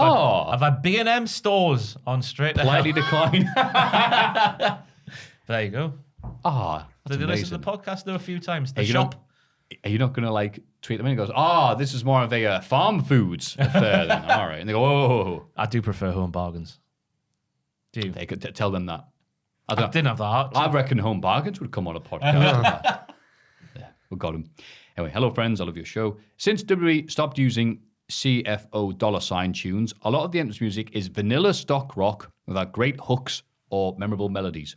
The Simpsons, on the other hand, has had some outstanding bangers over the years. Okay. So which wrestler would use the following Simpsons classics as entrance music? All are eligible, alive, dead, or fictional. Fantastic. All right, well, fastest thought first. Jack Ross, me. Okay. Mr. Plow. Keith Lee. Yeah, Actually, it works with Beals and stuff, yeah. Al Snow.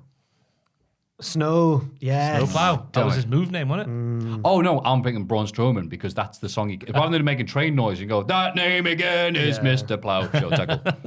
The Canyonero. What's the lyrics to this one? I don't know the Canyonero.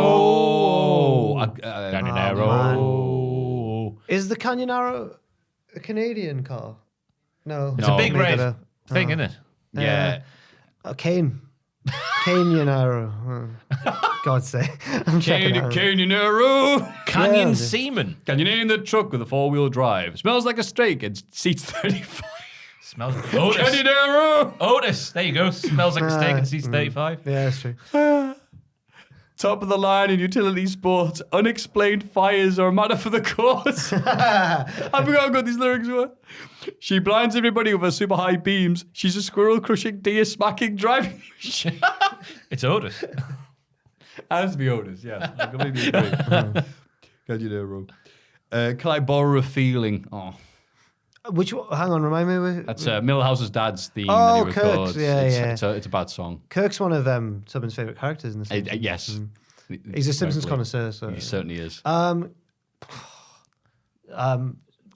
Happy Corbin when he wasn't happy. It's just someone who's sad. Yeah. What's the context? Just He just releases a song and he uses it. He sings it because his wife like leaves him, and then he's like, "Come on, Luann." She's like, "No, I'm not coming back." Oh, okay. Rusev when he was getting cooked. Oh no. I'd have the Rhodey and Jarrett feuding over who sung the song, and the loser has to admit it was them. We Do, the Stonecutter song. Oh. What they call not the Ascension, Retribution. Bit of a secret. Aces and Eights. Secret Society. Oh. Just imagine like Vince and Bruce and John Laurinaitis round a table. I'd say at this point, the Millionaires Club. You know, I can't think of any funny lyrics to song. I'll change my answer to Dungeon of Doom. Why's that? Just because of the cast of characters. The Yeti and them all around the table. Yeah. You can see Kamala doing that. Monorail. Mono. Oh no. Santina Morella. Ooh. Oh, monobrow. Monobrow. Is there a chance the brow could bend? Not a chance, my Hindu friend. Oh. Apu's gone. He's been cancelled. The character. Oh. Yeah, you remember? Yeah, it was a big Well, the story. voice. Yeah, you know what? Hank Yeah, Pym. it's easier to say yes and just move on. Yes. This podcast is already 9 hours Monorail, long. Who's like a... Oh, Bruce Pritchard. He's like a snake all of a sudden. He keeps going to places and just... People trust him. Yeah. And yeah. You know, that's how I want to be. Yeah. Yeah. Brucey P. Everything was great if it was me, but if you didn't like it, then it was my brother. Dr. Zayas. Dr. Sayers. No, I got to mention yeah. last week. I did, because I said Dr. Seuss, like Dr. I don't Zayas. know this one. I love you, Dr. It's Sayers. actor Troy It's McClure Troy does the Planet of the McClure. Apes the musical, which will be starring Jeff Hardy soon. And yeah, We sang the last bit. And, Yeah. You really made a monkey out of me. I hate every chimp I see. No, monkey I see from chimpanzee to chimpanzee. Looks like that. Yes, you really. How could you have a made wrestler do that? monkey out of me. Well, it's not that one though. It's Dr. Sayers. Dr. Sayers. Dr. Sayers. Can I play the piano anymore? Well, of course you can. Well, I couldn't before. Well, in that case, if there's a piano involved, oh my god, I've forgotten his name from Super Bowl 2000. You're not talking about Blonde hair. What is his name? The Maestro. The Maestro. Yeah. There you go. Wonderful. I'll go for. he's I'll go for so- Elias then. He's a multi-instrumentalist. Oh God. Honky Tonk Man. Yeah. Senior Burns. Ooh. Who sings that? I forget his name. It's not Smithers. I really don't No, know. it's during the Who Shot Mr. Burns thing. It's that one musician dude they have that Lisa brings in. Yeah. I think that's what they're referring to. On the bongos. Yeah. I'm thinking Andy Kaufman then. I don't know. is that the I song? don't know. Austin Theory singing about Sure. Vince. Singing about Vince McMahon. Senor McMahon.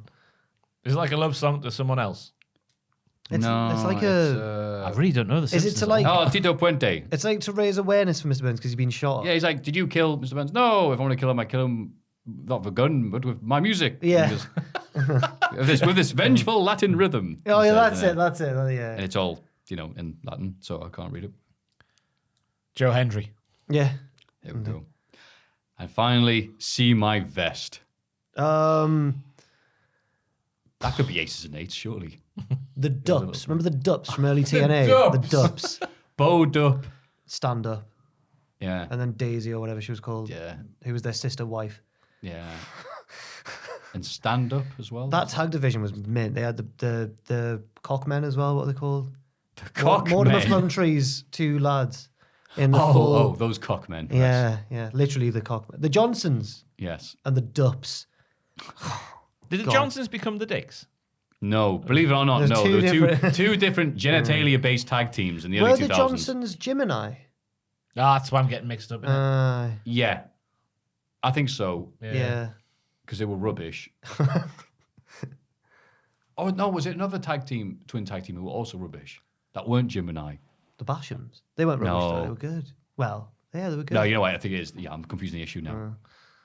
In a See circle. my vest. Oh, they all have vests, don't they? Yeah. Made from real gorilla chest. Yeah. Who are you going for now? Then? Any more vests in wrestling? Apart from aces and eights and that, there's just that. And Steve Austin. Oh yeah. Need to do that. Shh, glass shatters. Vince? See my vest. See my vest. Vince, WrestleMania 17. He liked the vest. Oh no, at the WrestleMania 17 he's wearing a t-shirt. Yeah. But he did like wearing a vest for his matches, yeah. It was like a vest. He Tank had like a top. red t-shirt underneath it. Yeah. Then he sometimes have the jumper on. Yeah. Loved a sweatshirt. He did. Sweatshirt. And then the do-rag. Oh god. Yeah. Ah. Thank you for a great podcast that never lets me down. Oh, never ends. Johan Broman. Thank you, Johan. Thank you, Johan. Thank you for your kind words about me as well. Yes, God. thank you for saying nice things Lovely about thing to Jack. He say. needs the backup. Thank you very much for the Simpsons stuff. If you have any Reese's Pieces of your own, please send them to mailbag@cultaholic.com. It's Cultaholics.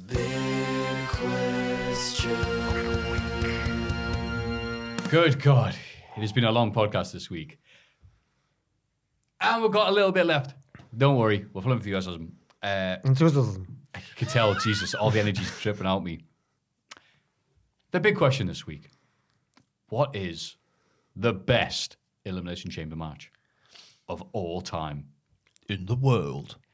Ever. I can't believe we've never done this one before. Me neither. There's been a lot of them. I think it's gonna be the one next weekend. Next weekend.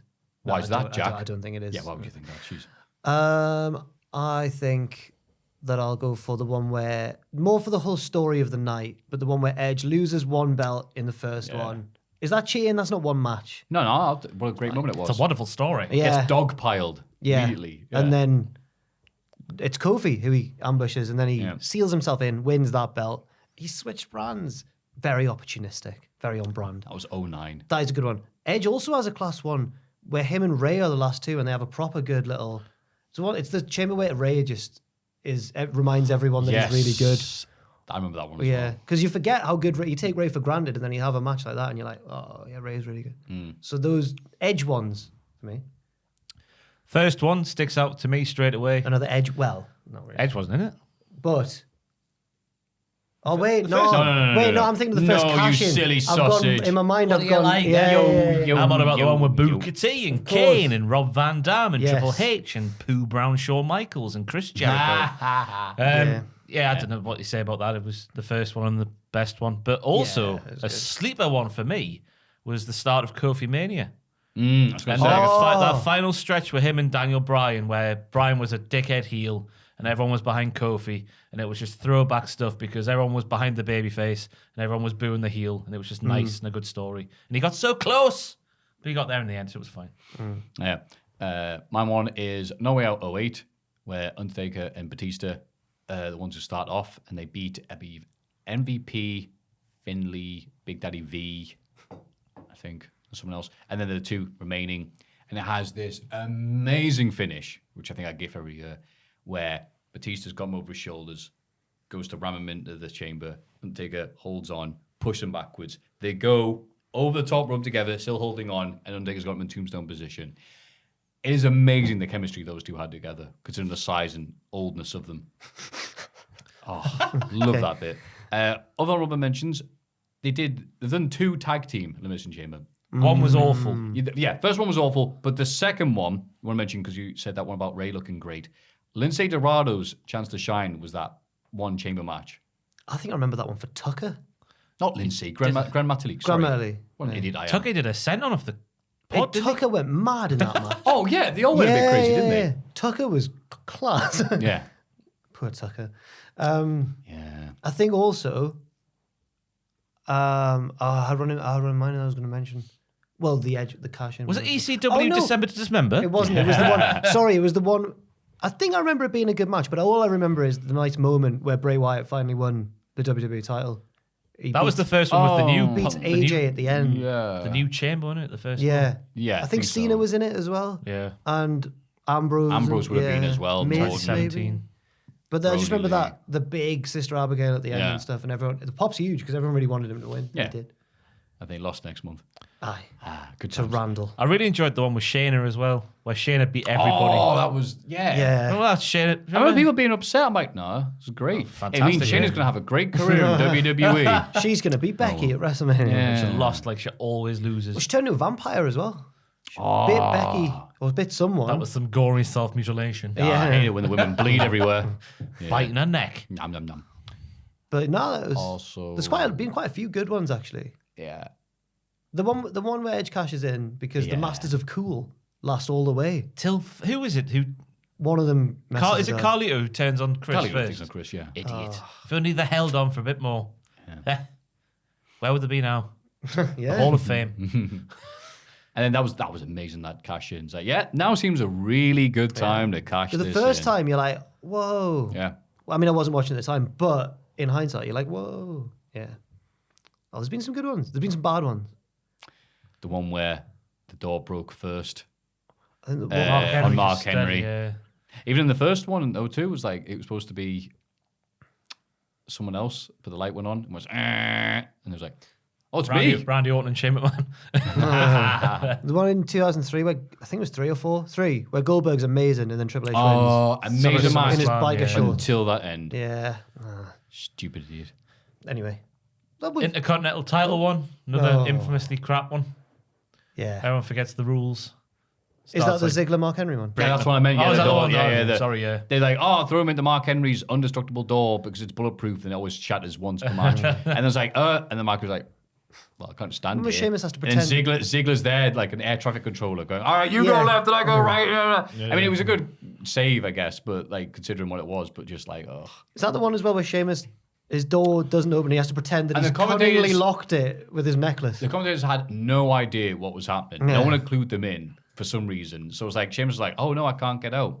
Until he's like, aha, wait. But then he doesn't wait until the very end when everyone's like beating each other No. up, which would have made sense. It's like near the end, he's like, ha ha ha, I locked myself in. And then Lawler's like, oh, Sheamus fixed the door. Yeah.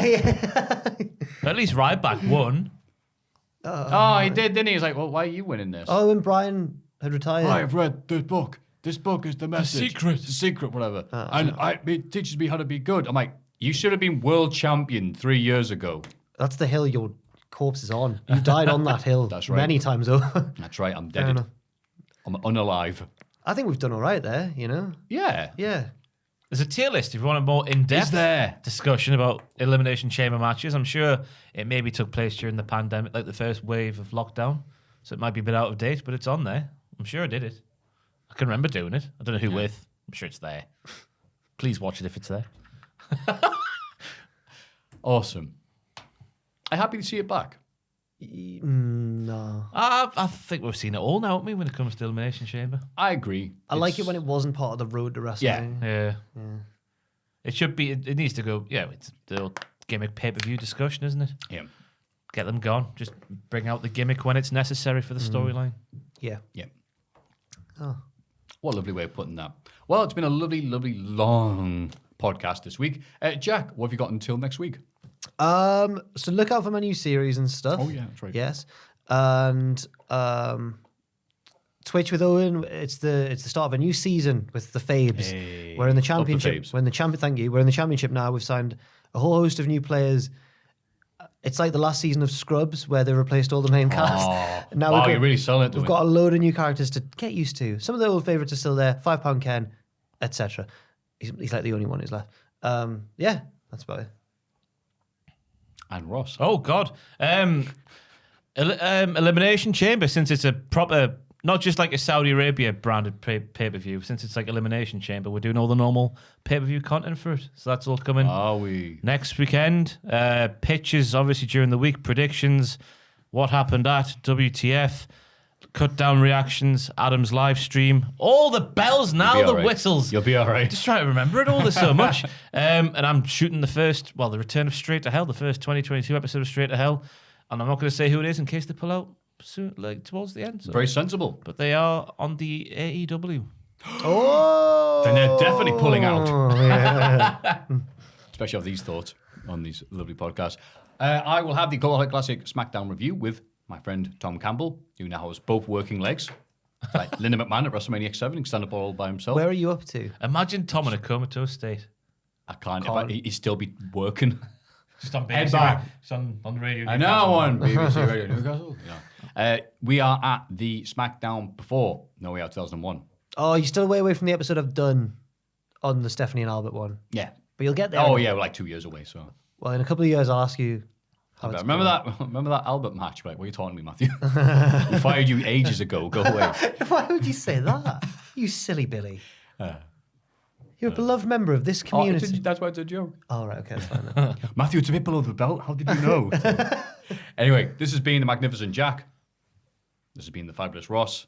I've been Matthew. This has been Tubman. He's been working very hard for the edit. We're going to love you and leave you by reminding you that you can go to the Hall of Fame voting by going to Cultaholic, patreon.com/Cultaholic. And also And also the mailbag at mailbag@cultaholic.com. Yes. And now we look and point at the sign and count to three. We say the famous expression that I'm going to mumble out because I'm better get my words out at this point. 1, 2, 3. Join us. Tuesday. Dr. Sayers, Dr. Sayers. Dr. Sayers, Dr. Sayers. Dakota Kai Dupati.